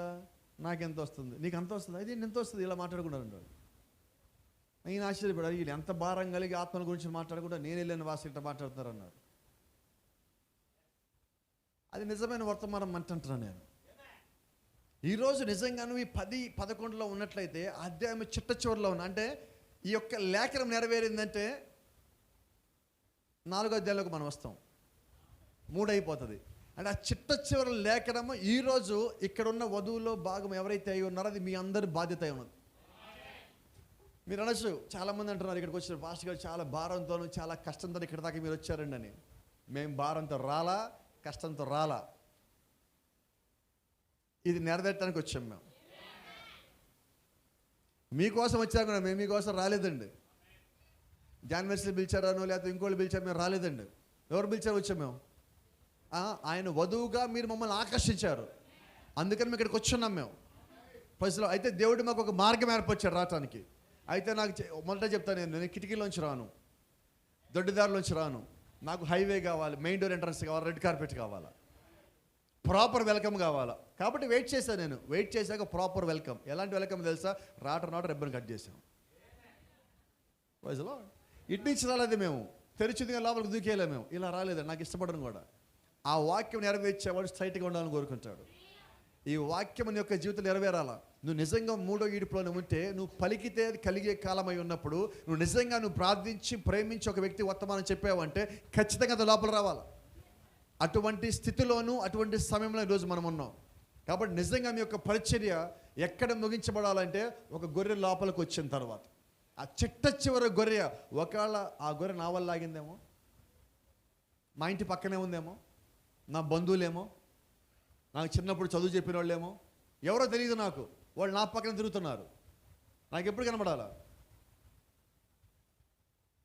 ఈరోజు మీ పరిచర్య ఏంటి? నా పరిచర్య ఇది. నీ క్లారిటీ ఉంది. ఇప్పుడు వధువు అని చెప్పావు కదా, ఇప్పుడు దాకా నాకు చెప్పొద్దు, ఇది చేసేయండి. మరి ఈరోజు ఇదే ఇక్కడ మనకు ఆఖరి మీటింగ్. మనం సాయంత్రం బయటికి వెళ్తాం అనుకుంటా. అందుకని ఒక చిన్న మాట చెప్తాను నేను. చిన్న మాట చేస్తారా? చెయ్యొద్దండి. చేతులు తెచ్చారా? ఇంట్లో పెట్టారా? ఉన్నాయి చేతులు మీతో పాటు ఉంటే ఆనందం చేయట్లేదు ఎందుకనో. ఒక చెయ్యి పైకి లేపండి చాలు. ఒక చిన్న పని చేస్తారా? మార్చిస్తారా? నాకు నేను మళ్ళీ రావాలని కోరుకుంటున్నారా? నా కోసం ఒక చిన్న పని చేయగలరా? ఆ ఒక్క వాక్య నెరవేర్పు కోసం చిన్న పని చేయగలరా? చిన్న పనే, మీరు ఈజీగా చేయగలిగిన పని. ఎట్లా నువ్వు కూడా చేయగలలా? పైసలో ఈసారి నేను మళ్ళా వచ్చే సమయానికి ఒక్కొక్కళ్ళు చర్చికి తేగలరా? ఒక్కొక్కళ్ళు చర్చికి తేగలరా? Each one catch one. Each one catch one. వినబడలా నాకు? ఈచ్ వన్ ఒక్కొక్కడు తెచ్చి కూర్చోబెట్టండి చాలు, సరిపోద్దా ఇది? మీరందరూ కూడా, మీరు కాబోయే యూత్ అసలు మీద ఎక్కువ పరిచయం చేయాలి. ఈసారి మీ సంఘానికి వచ్చేవారికి ఒకరు పెట్టుకుని మీ ఫ్రెండ్ని కొద్దిసేపు వచ్చి రా కూర్చో ఈయనని చెప్పండి. ఏం చేయాలి? మీరు వచ్చి చూడు. పొద్దున్న తిమ్మతి ఎవరితో మాట్లాడుతున్నారు, వచ్చి చూడంటారు, ఇంకేం చెప్పట్లా. అదే చెప్పాం రాత్రి. ఎవరికైనా ఫోన్ చేస్తే ఏం చేయాలా? గొడవలు వద్దు, కొట్లాడలొద్దు, కోళ్ళు బయట తీయద్దు, కత్తులు తీయద్దు. ఏం చెప్దాం? సోదరా వచ్చి చూడరా అమ్మాన్. మీ ప్రేమకు వాళ్ళు ఫిదా అయిపోవాలండి ఫస్ట్. అసలు మీరు అది వచ్చేసింది. ఇప్పుడు ఇంక మీరు వెనక్కి తిరగద్దు, మీరు ముందుకి అడుగు వెనకేయడానికి లేదు. దేవుడు మోషేతో అంటున్నాడు, మోషే నువ్వెందుకు ఆగావు? అయ్యా ముందు సముద్రం ఒడ్డు వచ్చింది. మోషే నువ్వెందుకు ఆగావు? అయ్యా నా పక్కన గొడుగుతూ ఉన్నారు. మోషే నువ్వెందుకు ఆగావు? అయ్యా నా వెనకాల తరివే వాళ్ళు ఉన్నారు. వెనకాలేమో తరివే వాళ్ళు, పక్కనేమో గొడిగే వాళ్ళు, ముందేమో సముద్రపు నీళ్ళు. అసలు నిన్ను ఆగమంది ఎవరు? ఆయన ఏం చెప్పాడు ఐగుప్తులో? మీరు ఎందుకు ఆగారు? నేను మిమ్మల్ని అడుగుతాను, ఎందుకు ఆగారు? ఆగడానికి లేదండి. ఈ ప్రయాణము పరలోక ప్రయాణం. ఆగితే ఆగిపోతారు. ప్రవర్తన నువ్వు ఆ ప్రయాణంలో ఆగిపోయావా? నీ ముందు పెద్ద అడ్డుబండి వచ్చిందా? దాన్ని ఏదో రకంగా దొర్లించలేవు. అటు తిరిగో ఇటు తిరిగో మొత్తానికి ఆ బండ దాటన్నాడు. నువ్వు అక్కడ ఉండొద్దు అన్నాడు. ఏం చేద్దాం? సమస్యలు వస్తానంటే దొర్లించుకుంటా పోండి. ఒకటి దొర్లించలేరా? ఇప్పుడు 10 మంది ఉన్నారు, దొర్లించేయండి. మీ ముందు నిలబడేది ఎవరండి? Praise the lord. దేవుని నామానికి మహిమ ఘనత ప్రభావం కలుగును గాక. God bless you. దేవుడు మిమ్మల్ని అందరూ దీవించును గాక. మరి ప్రేమతో మమ్మల్ని ఆహ్వానించి మమ్మల్ని ఇక్కడ పిలిచిన మరి ప్రతి ఒక్క సహోదరుడు కూడా ప్రభువైన యేసుక్రీస్తు నామములో వందనాలు. మరి మాకు పరిచయం చేసి భోజనం విషయంలో కానీ, మరి ముండే విషయంలో కానీ, మరి పాల్ బెదర్ కానీ, మరి జాన్వెస్ వాళ్ళు మెసేజ్ కానీ మాకు వంట చేసి పెట్టున్నారు. దాన్ని బట్టి కూడా మిమ్మల్ని దేవుడు దీవించును గాక. అలాగే తిమోతి మాతో పాటు ఉండి, మత్తయి బెదర్ మాతో పాటు ఉండి, మరి ప్రతి ఒక్కళ్ళు మాకు పరిచయలాగా సహకరించారు. మిగిలిన లేరని కాదు, మీరు ఇక్కడుండి మీ డ్యూటీలో మీరు ఉన్నారు, అక్కడ డ్యూటీలో ఉన్నారు. ఎక్కడ మీరు డ్యూటీలో ఉన్నా కూడా దేవుడు మిమ్మల్ని అందరూ దీవించును గాక. Praise the lord. మరి దేవుడి చిత్తమైతే, ప్రభు యొక్క రాకడ ఆలస్యమైతే, మళ్ళా ప్రేరేపణగా కలిగి ఉంటే మళ్ళీ మేము మధ్యలోకి వస్తామేమో. ఒకవేళగా రాకపోతే ఇదే కానీ చిట్ట చివరి సార్ అయినట్లయితే అటుపక్కన మళ్ళీ మనం కలుసుకుందాం. ఒకవేళ మీరు ముందెళ్ళిపోతే అక్కడ ఆగండి, గుంటూరు నుంచి ఎవడో ఒకడు వస్తాడేమో. Praise the Lord. అలాగే ఏలూరు నుంచి వస్తారు ఆగండి, అనకాపల్లి నుంచి వస్తారు ఆగండి, యలమంచి నుంచి వస్తారు ఆగండి. తొందరపడి ముందు వెళ్ళిపోమాకండి, అందరం కలిసి వెళ్దాం. God bless you. దేవుడు మిమ్మల్ని దీవించును గాక. షలోమ్.